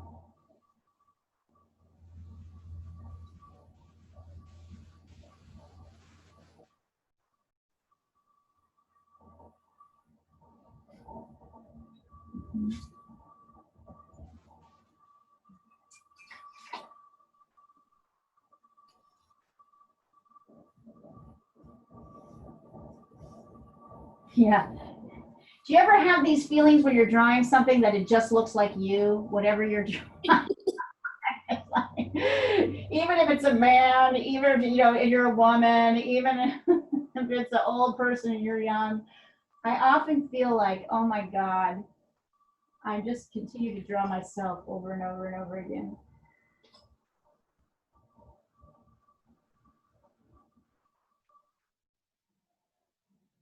Hey, no, no, no, no.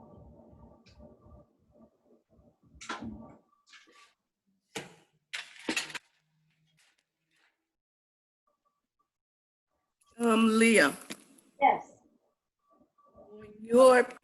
on the lines that you drew for the shading, Yeah. what, some are green and some are black? Yeah, just because I was going over. Look at the black ones. They're probably the most prominent. Those are represent the light, dark, what? Every time there's a new shape, there's a different shade.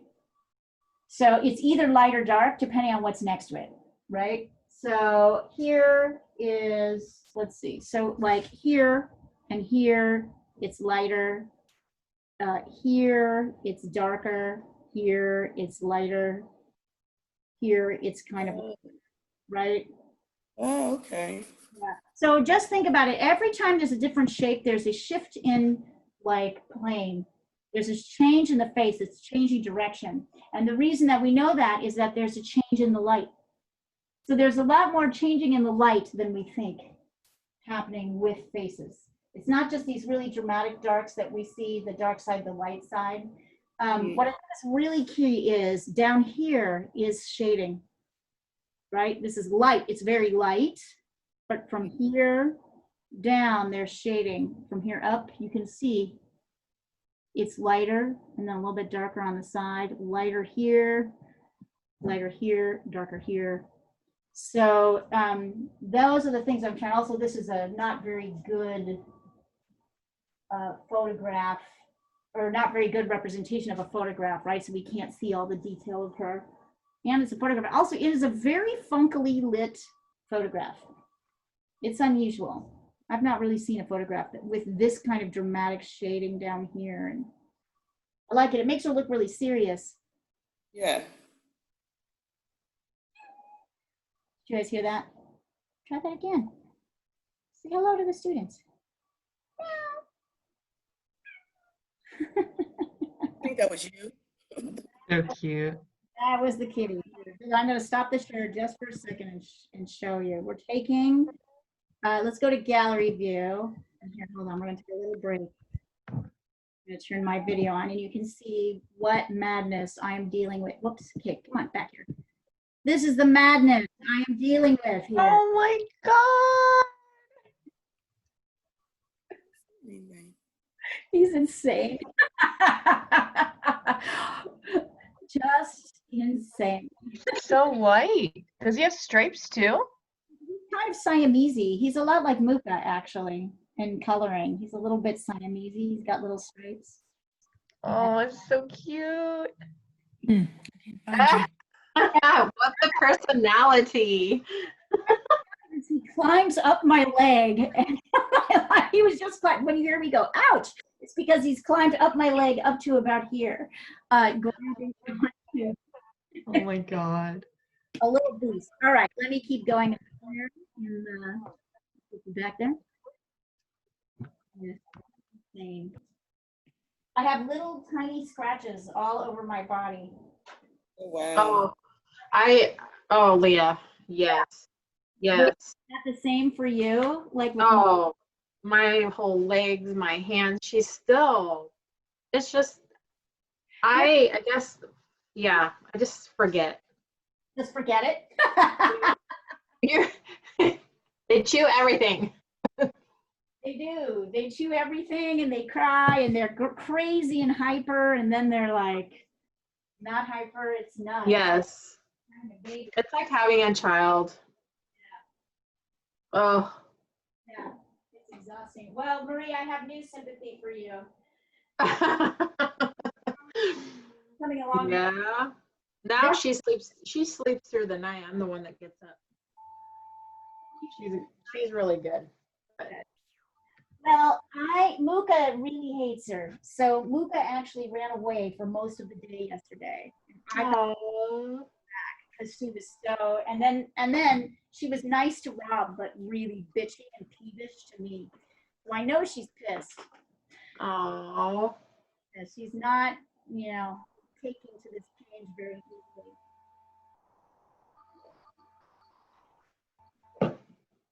But I think she'll like him once she gets used to him.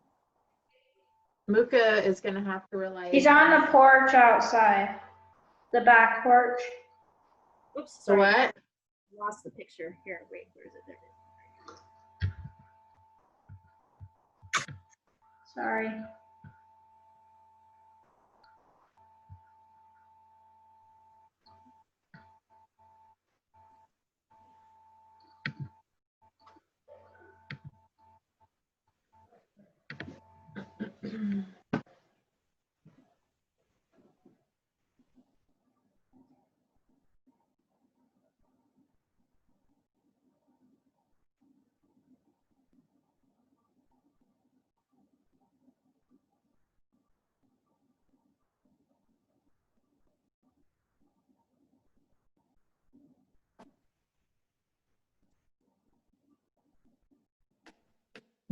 Ouch.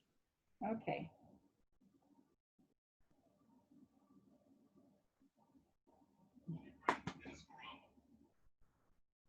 Ah! Okay, ouch, ouch. Okay, all right, all right, all right, all right. Do I need to lock you in the bathroom? You need a little time in the bathroom, or you just need some attention? Is that what you need? Okay.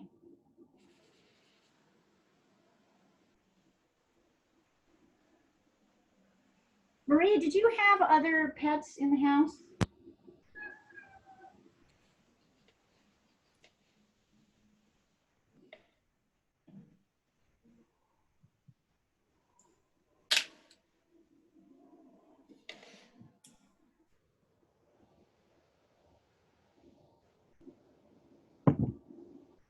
Whoops.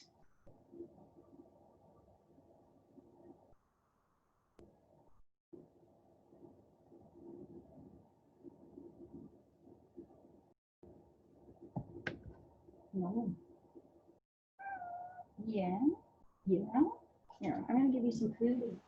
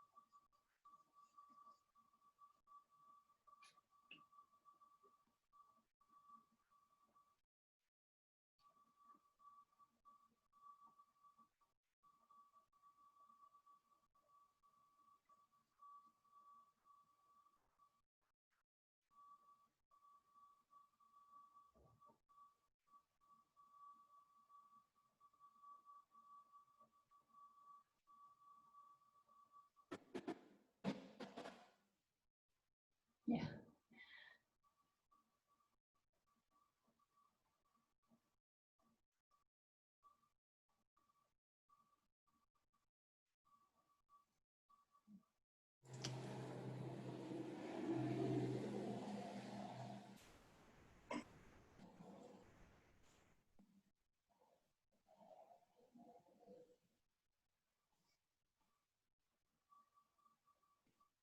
So guys, I have also found that as I'm doing the shading, I'm sometimes drifting the face a little bit too far. So even though I've established distances that I think are pretty good, I'm finding myself having to go back in and correct.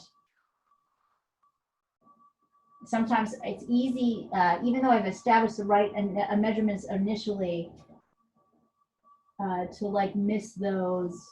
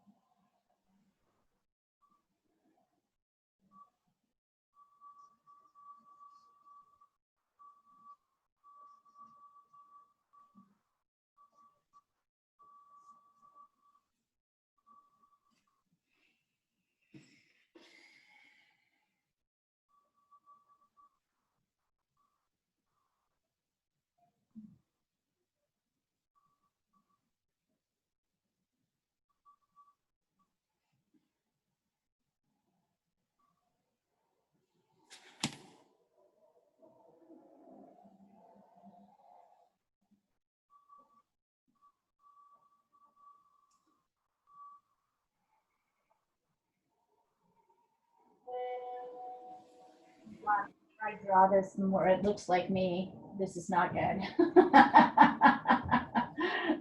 This is definitely not what's actually happening here.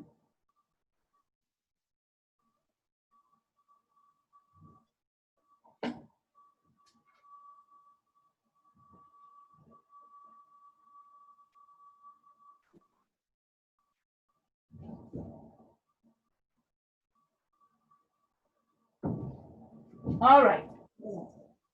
Hey.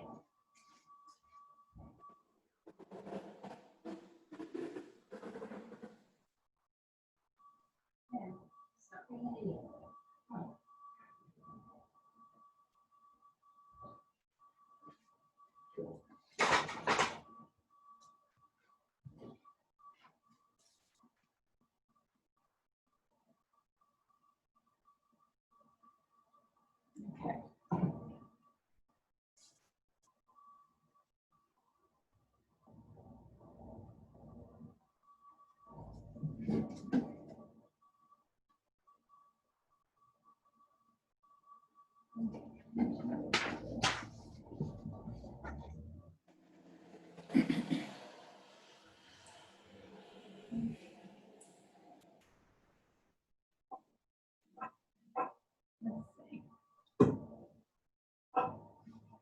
You're working on figure drawing, Cohen?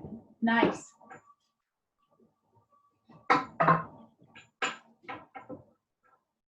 Andy, I'm liking the way to, I know it looks like they're, you're getting there. I feel like her eyebrows are too low and they don't extend long enough. Really look at the shape here. So you're, look at, there's like a block here, and then this area where the face turns, and then there's kind of a triangle that comes down. It doesn't just end like this. So look at that shape. Good. Don't bring the meat of the lip all the way to the edge. Bring it in a little bit before, let the dark extend. You've got it on this side, but not on this side. And yeah, but coming along.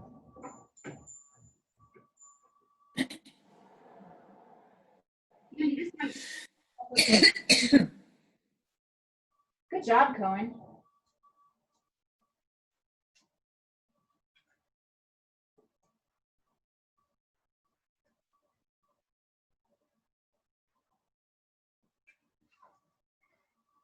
Good job.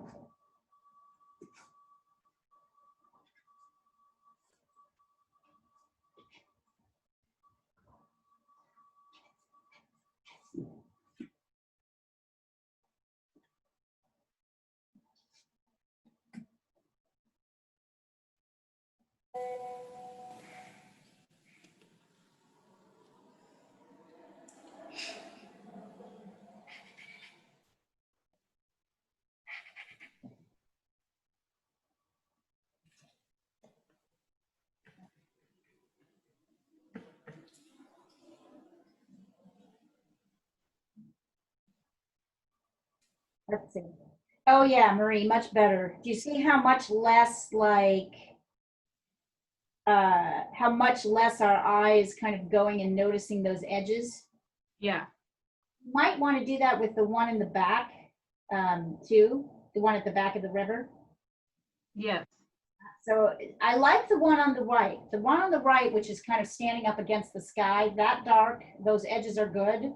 And that conveys edges well. But perhaps let's mute back the dark that's in the back there too. Oh, Which see, better. Good job.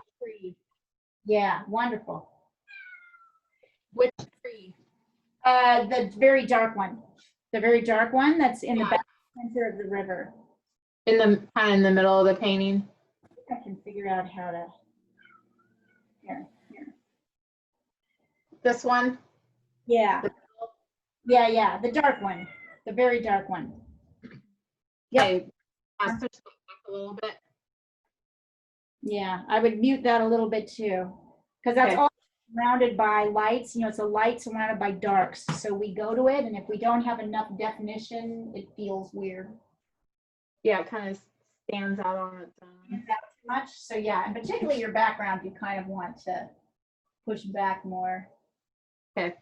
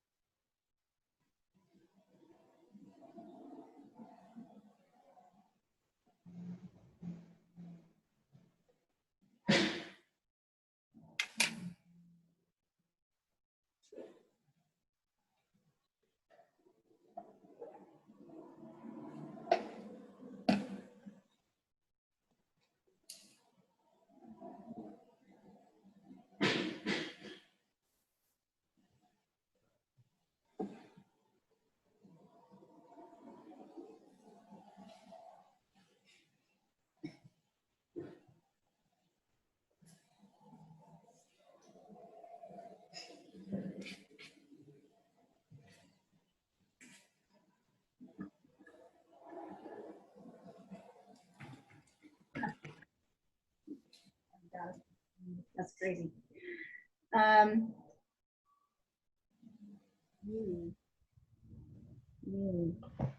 Not bad, huh? Okay, let's see. Okay, so what's working here? Pat, her chin is way too long. Really? Okay. Her chin up about 3 millimeters.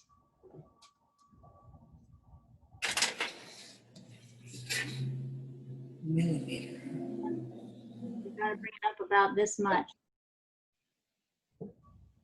Thank you. I had no idea what millimeter was.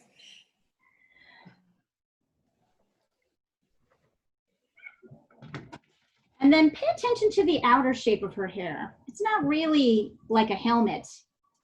there's dips in and out. Just pay attention to that edge. Use your eraser to pull in out the lights in her hair.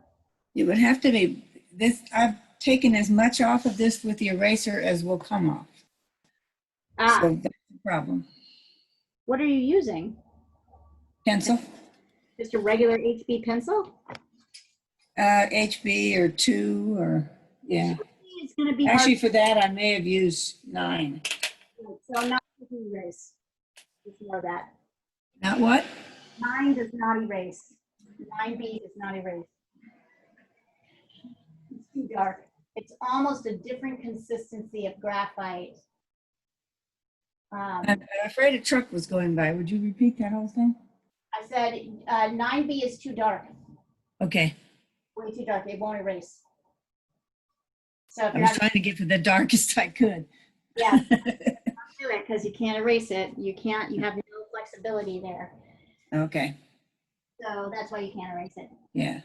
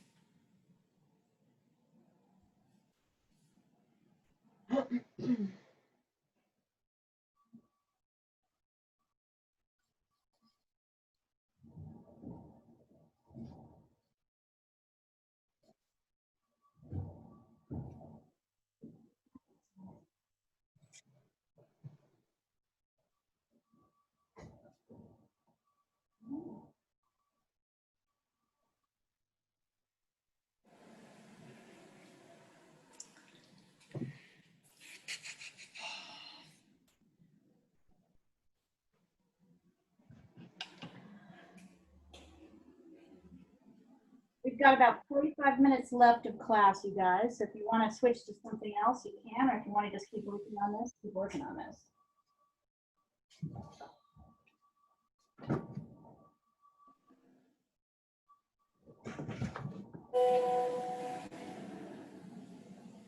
Yep, that's it, Marie. That's it. Yep, yep, yep. Great, great. You're done. Don't mess with this anymore. It's done. Okay. You have something you specifically you want to work on, but I feel like it's totally done. Okay. Wonderful. I love it.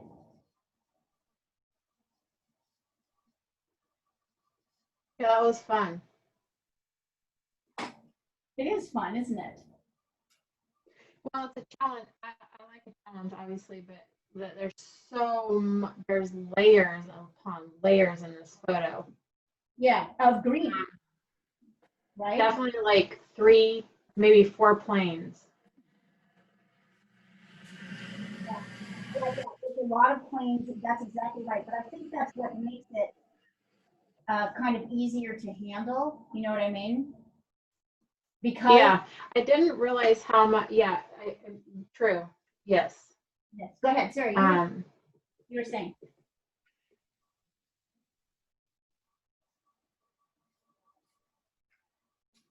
What were you saying about that, Marie? Oh, I think it's sometimes when you have backlit areas are harder because usually your lights are kind of like at the very end. Yes. So in this, it's a sunset evening is my feeling. So you're kind of building backwards in a way. Yes, yes, that's true. Yeah. So the lights are in the less distinct areas. Right. And then when you say soften edges, that was a good thing because that's what I can do with the pastel more Right. Exactly. interestingly. That is interesting. but it makes sense. And definitely you'll be able to do that too, right? For sure. Pastel is just showing you in the easier way that's kind of easier for you to wrap your head around Yep. how to do that. It's interesting how that works though. Yes, I agree. Why your brain does that. It's just like how you're introduced to a medium. Okay. Like you're introduced to pastel in a more sketchy way. You already have ideas in your head of how you should be painting. Yeah. Disruptive to your brain was going to fight different notions more. But if you pick a new medium where that's what you're learning, that's how you're learning it, it's just easier to. Okay. Does that make sense? Yeah, no, it does. Sometimes it's one of the, that's why I like painting in different mediums, because it forces your brain. That's why I encourage it. Yep. And that's why I like really encourage it. Even though it's hard for people and it can be really challenging, I feel like at the end, and that's why people can always, you know, anybody in this class can kind of put on the brakes and say, I'm only going to be doing what I want to be doing, you know? For sure. Yeah. But like, that's why I encourage people to learn them all because they each have something to teach you. Oh, I am a firm believer in. Remember when I started with the pastel? I just remember that. I think it's how it's such an important, like, you know, touch point for you to do all of, yes, I remember that. Oh. And boy, were you pissed at me. You were more pissed at me than Luca is now. I remember the look you gave me. I went to the corner, Leah. I went to the corner. What? I was in time out. I thought I went to the corner. I thought you were like, that's it, teacher. I hate you. We're done. We're done here. Oh. It's good to have someone push you because you don't know what you're capable of. Yeah, well, and when we push up against that, you know, that feeling of not knowing how to do something is really tough. You know, It's scary, actually. really scary. And, you know, people don't react, and none of us do, like, react well to that, you know, to being challenged by what we know and don't know. I'm not either. I'm no better at it than anybody else. So yeah, it's really tough. You can see we have for Portland Open Studios this year, you know, we're going to be doing this live online edition, and you can, none of our artists, there are 50 who have agreed to try it, but none of them understand what it looks like. Like right now, up to this moment, even though we've been doing trainings and trying to talk to people and show them examples, and nobody, if they've never done it before, knows how this looks. Nobody. So the other day, somebody posted, one of them posted online, she wanted examples of people who went live online. And I didn't notice who it was. So I said, hey, come watch Portland Open Studios. Like, you'll see a bunch of artists that are live online. And she's like, Leah, I'm one of them. And she's like, I was just checking if you're paying attention. She's smart. So I was thinking about how, and like, in our last training meeting, one of our artists was like, by the end of it, the training, he was like, I'm excited and confused. Like, you know, because they've just, you know, he's never done it. They can't visualize it. Yeah. So, which is interesting as an artist, right? Yeah. Our artists in this town anyway are very, I would say are very at least the ones that do open studios tend to not be very tech savvy and able to visualize. Like, I think tech savvy, because of course they can visualize certain things. You know, like, and then there are other artists who are like still trying to be open for open studios. And I'm like, we cannot be open. You guys, this is a pandemic. It's a pandemic. You cannot be open for open studios. Yeah. not gonna work. Oh, getting better, Andy. Getting better. Really good. Good. So Andy, go ahead and use your eraser to try and get in the lights of her hair now. Use your eraser. I think this would be a good moment. Andy, this might be the best drawing you've done. You're starting to get that sense of nuance. That's really important. I like it. Really good. If you guys look at if we look on the WhatsApp threads from the first class to the last class, I think you're going to be shocked at where you're at. When you start at the beginning versus at the end. You may not be where you want to be, but you're absolutely,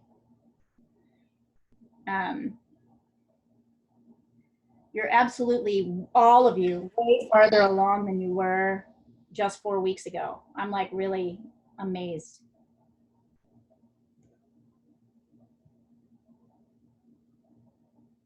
I love it. Yeah, it's so cool. That's really cool. And if you're willing to kind of put up with the toughness of it and the fiddling and the going back and forth.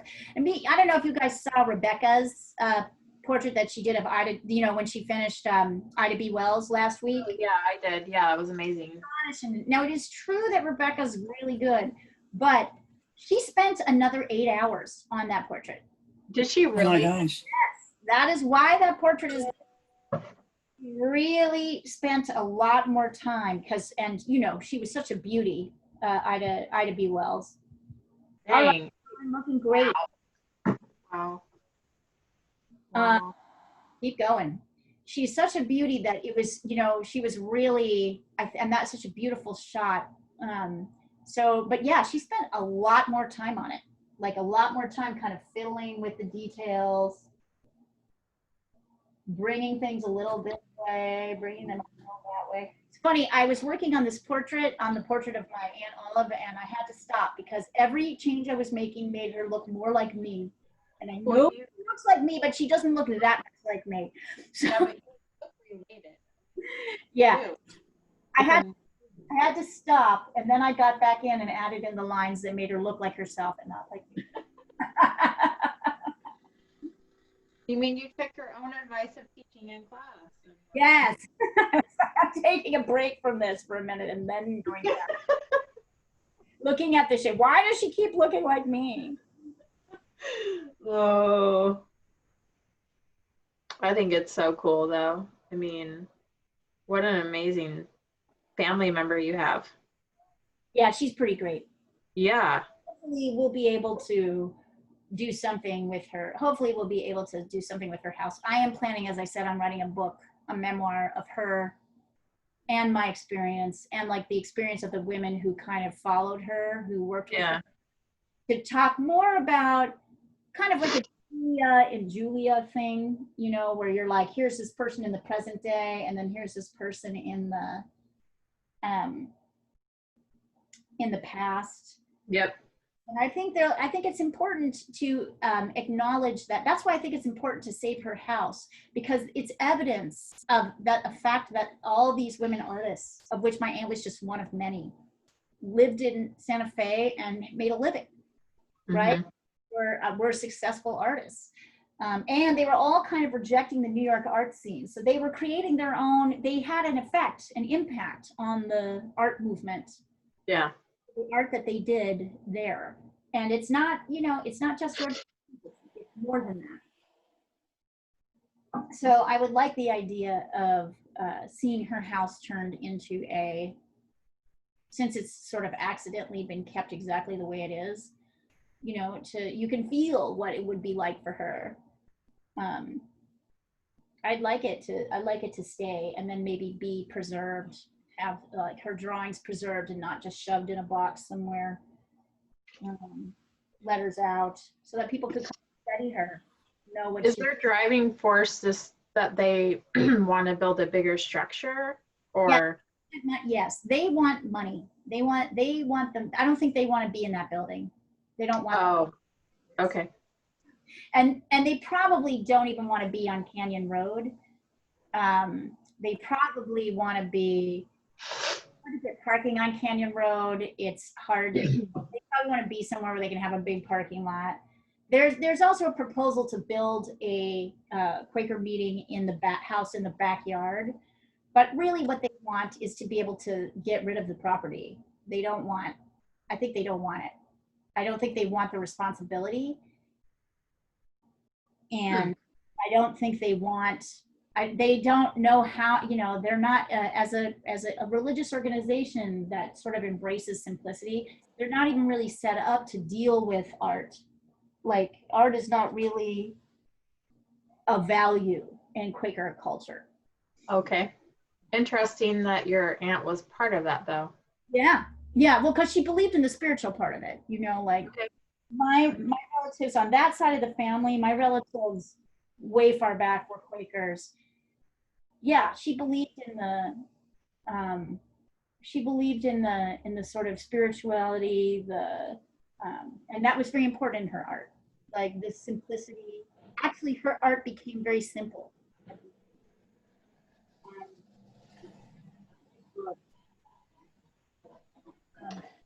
Her art became, see if I can take some pictures of some things that they've gotten. It would be wonderful if they could maybe use it on a twofold of like for their meetings and then also have a place to introduce art to their culture.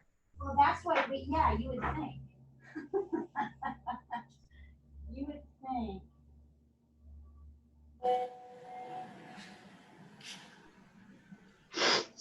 A great example. Oh yeah, Andy, great. Keep going. It's looking good. Really good. Here's a great example. I'll send a picture of one of her later pieces.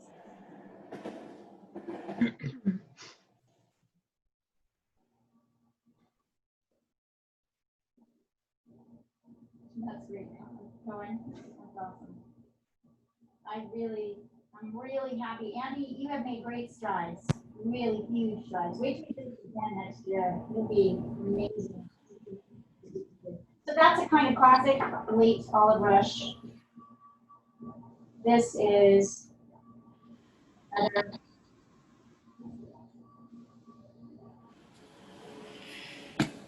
Let's try this again. Very loose, very rough. She's very, yeah. She did a lot of fresco work. She painted on walls. This is her working on a fresco. Yes, Andy, do it. Do it. Right over to your painting. This is her working on a fresco, wearing high heels.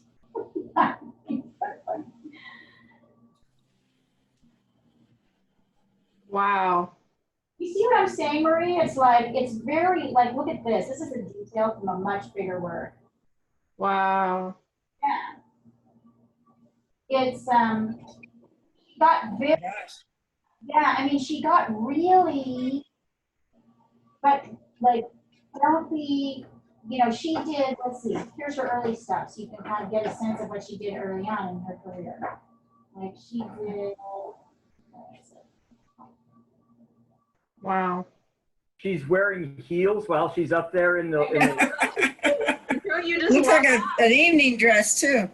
I just love that. this is the kind of thing that she did when she was working in New York as a blog magazine. So it's not like she couldn't draw. Oh. Yeah, this one. She did a lot for women's health, 15 cents. right? Huh. What's the writing underneath these? Are these murals? They look fantastic. Oh, they're magazine covers.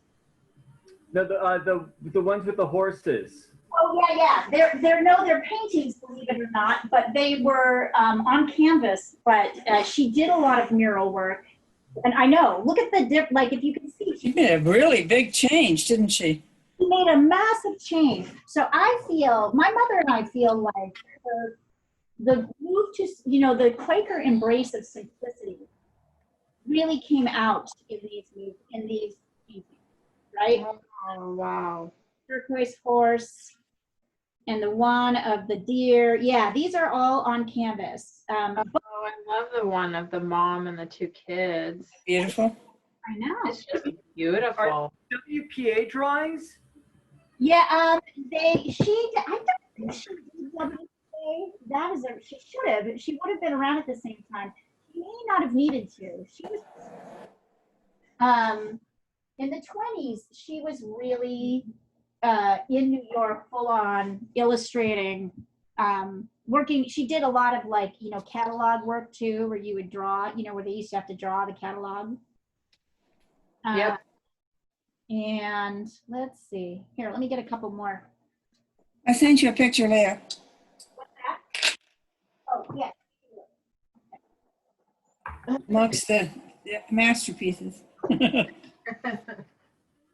Oh, Yes. Oh, Pat, very nice. Very nice. There you go. Now you're starting to get her.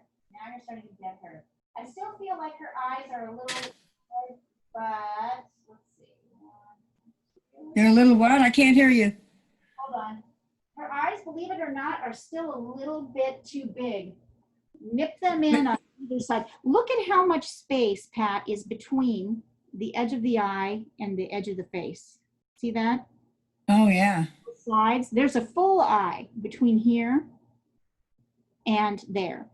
And there's about 2/3 of an eye between here and there. What's that going to do to the space between the eyes? It's not going to do anything to the space between the eyes because you're going to nip it out on this side. On that side, okay.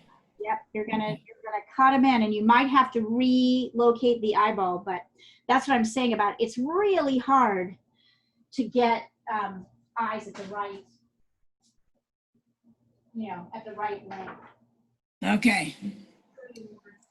Nipping away. Looking away. Nip, nip, nip. yep. Look, this is a drawing she did of a French market when she was in Paris in like 1911. I love this. Here. That's cool. It reminds me of Oh, wow. Whistler. It reminds me of Whistler. It has that look, right?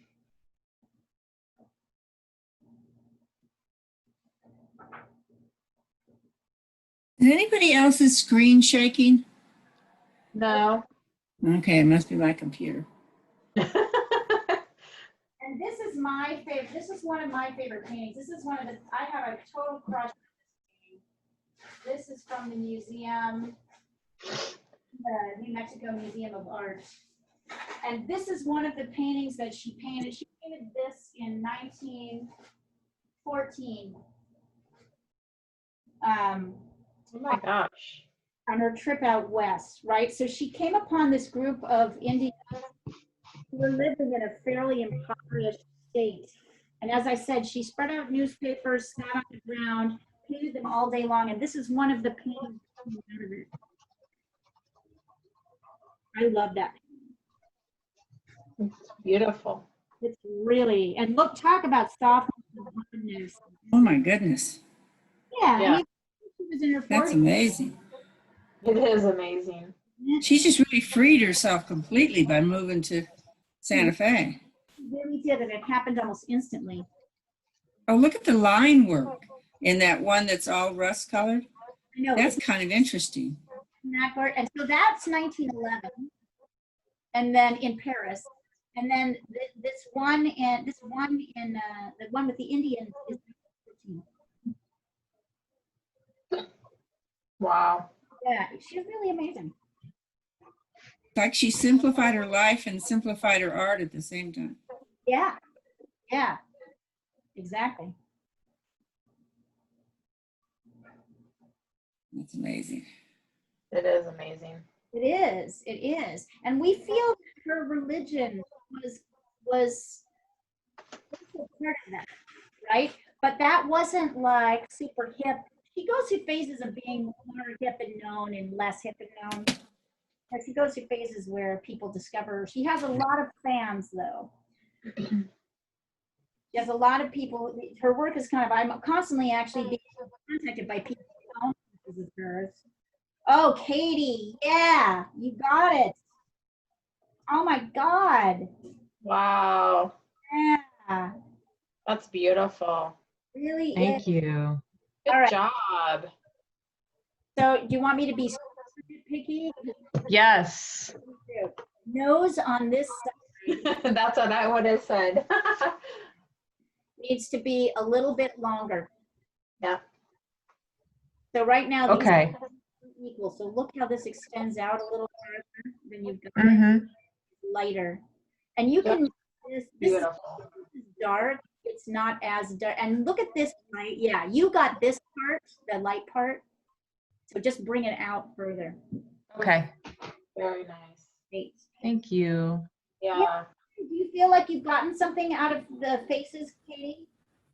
Oh my God. Yeah, this has been so fun for me. Good. Did you lighten your hair? What's that? Did you lighten your hair? My real hair? No. Oh, it looks like the ends of your hair is a different color. Oh, I think because like the blue hair dye is Oh. washing out more and more. So like Okay. you're seeing the bleach underneath it.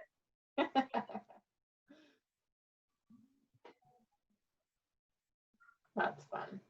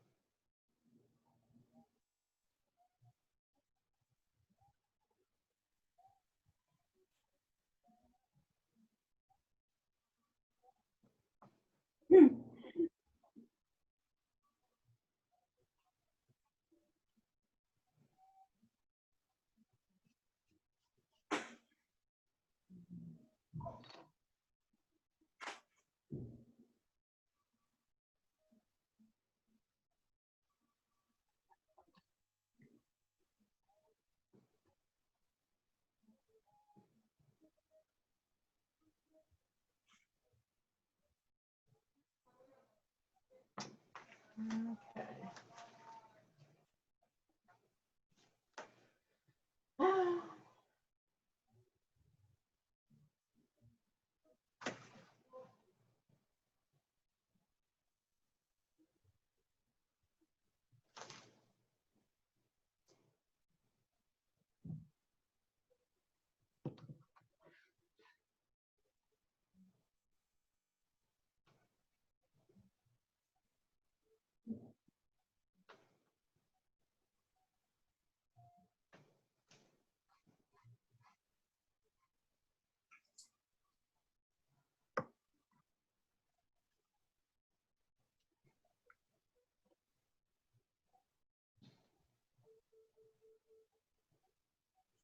If there's anything else interesting I can show you. I'll also look at it.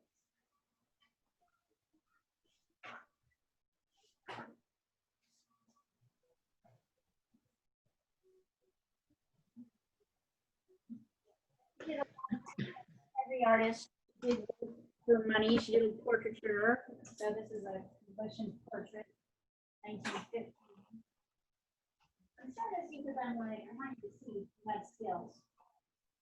Um,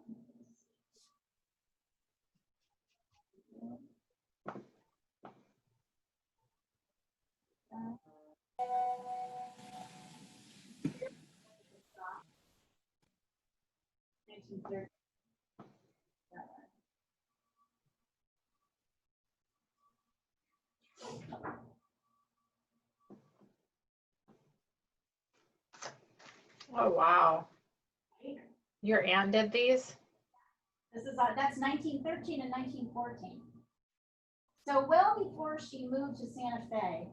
Just beautiful. Oh, she is really good. Wow. Actually, she is. I went to a meeting. So the meeting is in her old studio, Okay. which is a kind of cramped room. with a lot of her paintings hanging. Her easel is there. There's still some paints of hers. And there's some frescoes that she painted on the wall. So the whole like room is like full of my aunt's work. And when I was there, I remember thinking it was really hard not to burst into tears just because, Aw. right? And I think I did. Actually, I lied. I totally cried. Because, like that was where she created, Oh, right? Yeah. It was a room, and now they were using it for the spiritual purpose. And then, to hear people afterwards say, yeah, we don't really like this space. It's too cramped. It's just not good enough, like to totally devalue it. oh, it's hurtful. It's well, it's just not very Quaker. It's not very Well, I Quaker, mean, yeah, I mean, you got to put it back in their court of like, how, right? on to their beliefs Yeah, yeah, to get them to understand, right? right. Well, yeah, they're just not acting. Yeah, I mean, if it was a corporation, I would get it, but this is not a corporation. These are No. there. Wow. What a talent, Leah. You come from a Aren't I lucky? Look at that. wow, Yeah, amazing. she's really awesome. Yeah. And here you are. I mean, Yeah, I'm continuing on, I trying. was gonna say, Not there yet, but maybe one day I can paint like that.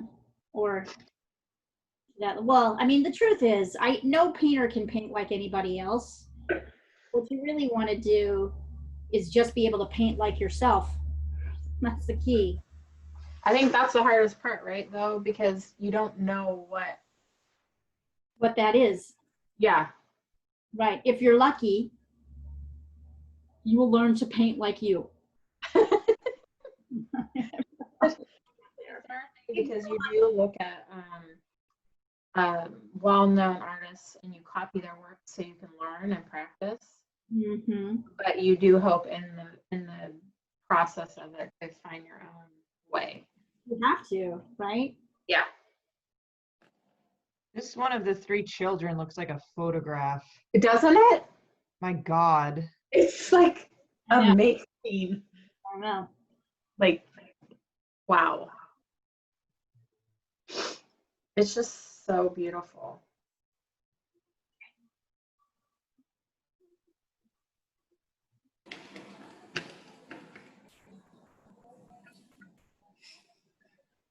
Just amazing. Yeah, it's really neat. So this is on your mom's side? My mother's side, yes. Yeah. Okay. Jewish side, the Quaker side, Mm-hmm. which has been Quaker in here for a long time. And on other three sides, my family is Jewish. They all came over at the, in the early 1900s. Yeah. Has been here a little bit. Where, What's that, Pat? where'd they come from?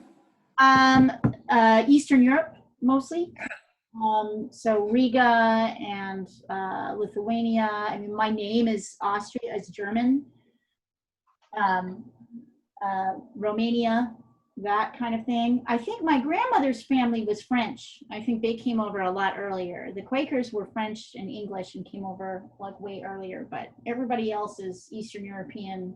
That's why I have that heavy eyebrow across my across the line, right? And I have that deep upper lid line. I have that deep sort of skin area. Those are all Eastern European traits.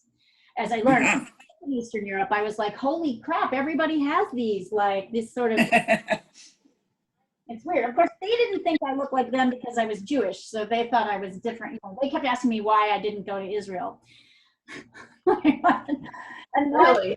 one Romanian girl told me the most offensive Auschwitz joke I have ever heard in my life. My jaw dropped. We met on a train. She was like a young 20-something coming up from Georgia, from Turkey over to, she was stopping in Romania. I was going to Budapest where I lived at the time. And like we were having this great time. And then she said, oh, you're Jewish? We were eating dinner on the train. And I went, yeah. And she goes, I know the funniest Auschwitz joke. She told me what this joke that was. Oh my God, you guys, it was so horrible. It was the most offensive joke I have ever heard. And I just looked at her like, what? Right, I'm not one of you people. Even though my relatives were born and raised here in your country, I am not one of you. I get it. Wow. People are like, people are weird. Agreed. You guys want to hear? Yeah. You want to hear that? No, I find it funny how few people ask me what the joke was. Do you want to hear it? Yeah. She says, there's a group of tourists running to who are going to visit Auschwitz, and it breaks down. The bus breaks down in front of a bakery. So the bus driver runs in and says, help, I've got this group of Jewish tourists. I'm trying to take them to Auschwitz, and the thing is broken down. And the baker says, my ovens aren't big enough. Oh, Oh, God. shit. Oh my goodness. Oh, my God. And then she looked at my face, and I just didn't know what to say. I think I just sat there, and she went, well, my Jewish friends think it's funny. I'm offended. Wow. Oh my God. Wow. That's not funny. Yeah, right? No. People have issues everywhere. And she was really nice to me. Actually, what I couldn't figure out was she obviously wanted to be my friend. Like, she wasn't trying to offend me in any way. In fact, she was really upset that she had offended me, tried really hard to make up for it afterwards. I just waited till I could get off the train. She got off the train before I did, so I just went, okay, whatever. She was nice. She wasn't trying to be mean. Uh-huh. And I was trying to figure it out. And then I realized in Romania, the Romanians have a kind of complex against Jewish people. They think Jewish people think they're better than a Romanian is, Oh, really? which is weird. So there's this whole sort of thing that Jewish people have of because they kind of we stick to ourselves, tend to educate ourselves, kind of tend to stay in our own communities, that we think we're better than other people. And so, and I remember this, and so I think she was trying to bring me down a peg, the way maybe happens to white guys sometimes, where people are saying things to kind of bring a white guy down a peg. I think that's what she was doing. She was bringing me down a peg, but I was just I was completely unprepared for it. It's so bizarre. They're so weird. Ugh. Agreed. Yes. And now we are in Portland. It looks like a white was killed. So last night at the protests. So I saw that. really bad. Who was killed, Leah? A white supremacist was killed last night. It looks like. So we had a death. I don't know if you saw that. There was a protest last night. So what happened was a group of white supremacists called the Proud Patriots came marching through Portland last night with guns and in cars and doing what they called a peaceful march. And anti-white supremacist protesters met them. There were a few scuffles, and then someone got shot and killed. And it looks like it was a Proud Patriot who got killed. That's horrible. I know, it's fucking terrible. I mean, this could be the re-election of Donald Trump right there. And I'm so angry. I'm fucking I have been speaking up for the protesters for so long. And I'm you fucking idiots. Yep. But it seems like it's just getting worse and worse. It is. This is one thing after another, like a big race war. Yes. And the worst thing is, Last I hate to say that, but when I heard it, I just assumed that it was a lefty who had gotten killed. I just assumed it was a protester because all of the aggression has been against them. And when I found out it was a Proud Patriot, I was like, oh, fuck. We are so oh, we're so fucked. Oh my God.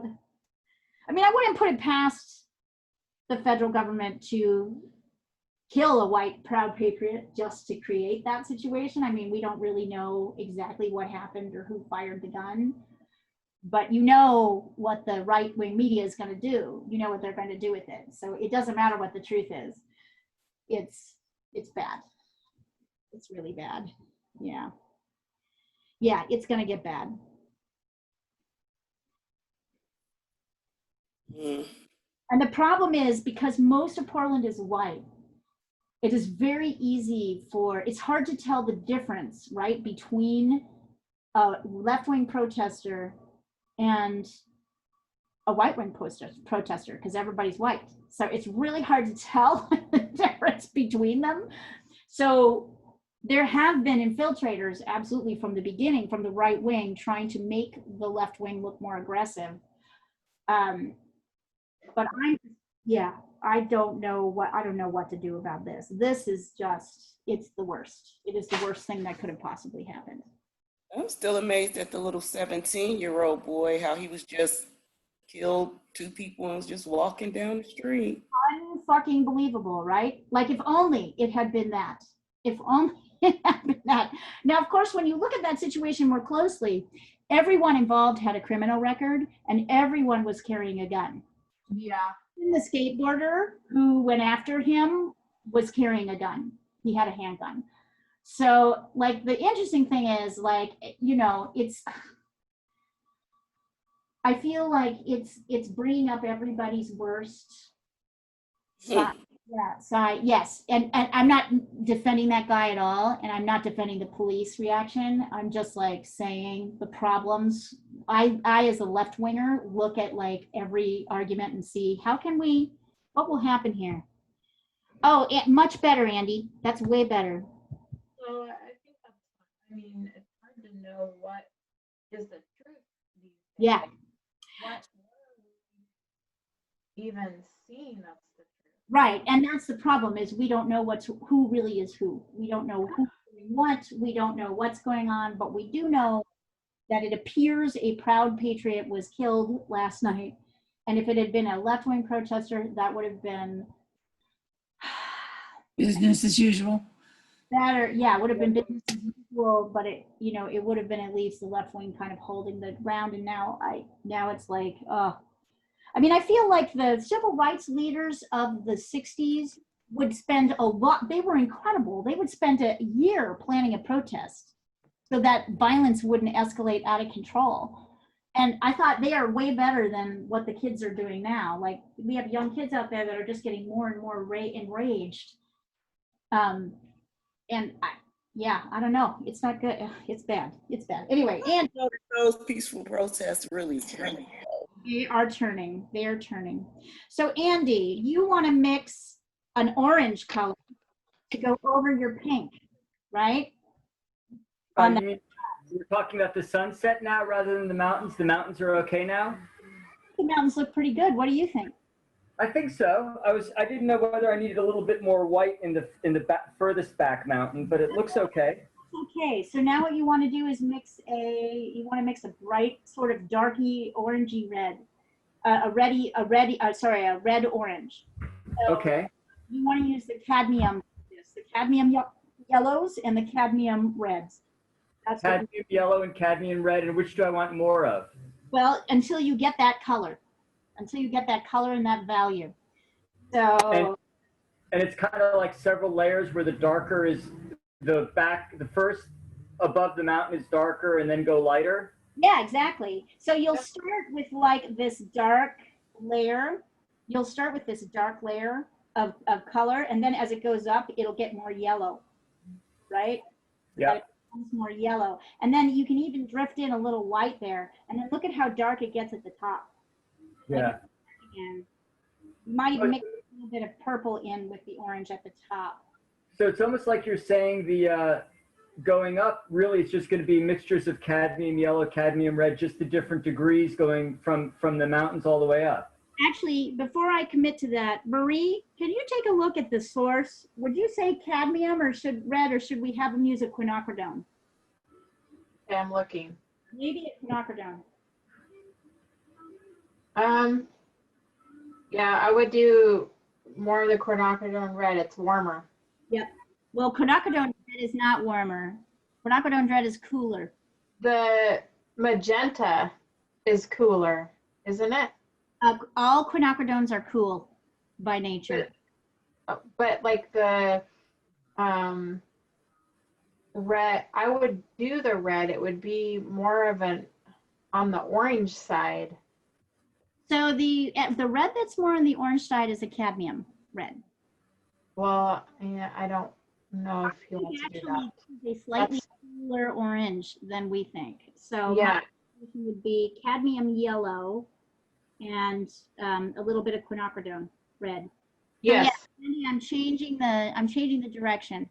You're not going to use cadmium red. You're going to use cadmium yellow and quinacridone red. yes, I would agree with that. And then you'll add more yellow. Thanks, Marie. I was just having, as I was So, looking. I'm staring at my palette, looking at my colors right now, going, oh. Yeah. So think of the quinacridones as cooler and bluer. Oh, good job, Cohen. Head looks great. Great work. Oh, wow, Pat. Come a long way on this one. You like it? One. Ooh, keep going. There's more. Yes, yes, yes, yes, I do. I really do. Oh, wow. Yeah, I feel like, Pat, you always have this capacity. Good job, Cohen. That's really amazing. It is amazing. Really amazing. I feel like, Pat, you have captured somehow an aspect of her. Uh-huh. Emotional. Oh, really? Yeah, I almost feel her anxiety as I see it in her face. There's something really emotional about this portrait. There's something really. Thank you. Did you I'm feel, really happier with the mouth. did you feel it as you were working on it? Yeah, I did. What were you feeling? I felt a change in it, that it was more like her than it had been. Yeah, yeah, yeah. It's getting there. That's interesting. Believe it or not, her nose on this side is still longer. It still goes out farther. You have them like just dink, dink, like these are the same size. But remember, Okay. where Oh, yeah, is the center? So this comes out a little bit quite a farther. bit. All right, I'll fix that one. Hey, Leah, I just have one question. Yes. Before you've had me let the mountains dry before I would begin to think of the sky, are you saying I should just go for the sky now? Go for this guy now. Okay. And keep working. If you feel like keeping working, if you feel like keeping on working, just text me later as you're working and I'll be happy to keep looking at drafts. So I would say get into it a little bit. Okay. You guys, a question. So we have some options when we start dealing with perspective drawing. I could show you how to draw like a building going back. I could show you how to, a building with like windows. I can show you how to draw a vase and deal with perspective issues. I can show you how to What draw was the second one? a vase, A vase. flowers. I can show you how to deal with the perspective of like doing a hand that's like straight ahead. Here, hold on. Let me pull this down for a second and I'll show you. I'll take you guys have a picture of this so you can do it. So I could do something like this. I could show you how to draw this, that, this. I could show you how to draw a building going back and the windows as they come down. We could deal with that. I can show you. Oh, Suzanne. Oh my God. Ha! You got her. Look at that, you guys. It's wonderful.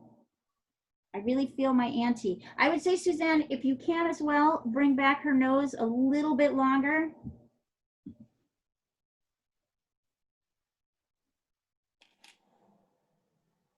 I'm having trouble. Really good. All right, so maybe perhaps we will deal with a couple of, so our next week's lesson, we will start with some building perspective. Wait, sorry, let me turn this off. That is the most unflattering. That's all I can see. Yes. Hold on, let me leave the meeting. Come on. I love Zoom. Right, I had the phone on the, leave the meeting. There we go. Okay, so so I think we'll probably deal with buildings in space. And so what I'm going to do is I'm going to give us a couple of exercises on how to draw and deal with buildings in space, like Oh, good. I think that's a great idea. a building going back, and so there'll be 1 or 2 or 3 mini drawings that I'll have you copy so that you start to understand how to deal with buildings and perspective in space. So we will do that next week. And so what I would recommend is that if you've got a portrait that you want to draw, you should pick a portrait and do it. If you have a painting that you're working on, you should bring that back up, because these aren't going to take as long as the portraits are, Okay. unless you feel like making them take that long. But these are going to be exercises that will probably take about an hour. So you will have more time to work on a project of your choice. I just want to address various things, problems as they come up, so that you guys are prepared to deal with them when you see them in your work. Particularly dealing with buildings going back, you're kind of going, it's really even hard to show you, right? If you're showing a building that's a front here and is going back in space, what you think is happening is not happening. So it's really important intellectually to understand what's happening, because it is very different than you think. So I think that'll be a good one to start. And then, yeah, just keep going with your project. So if you want to keep doing portraits, keep working on portraits. And if you want to be painting, work on painting. And we'll meet the 45 minutes earlier, same as this week. At 3:15. Yeah, we'll start meeting at 3:15. Okay. All right, guys. Great work today. All right, Thank you, Leah. Good Bye, everyone. time. Bye. Bye. Great work. Thank you.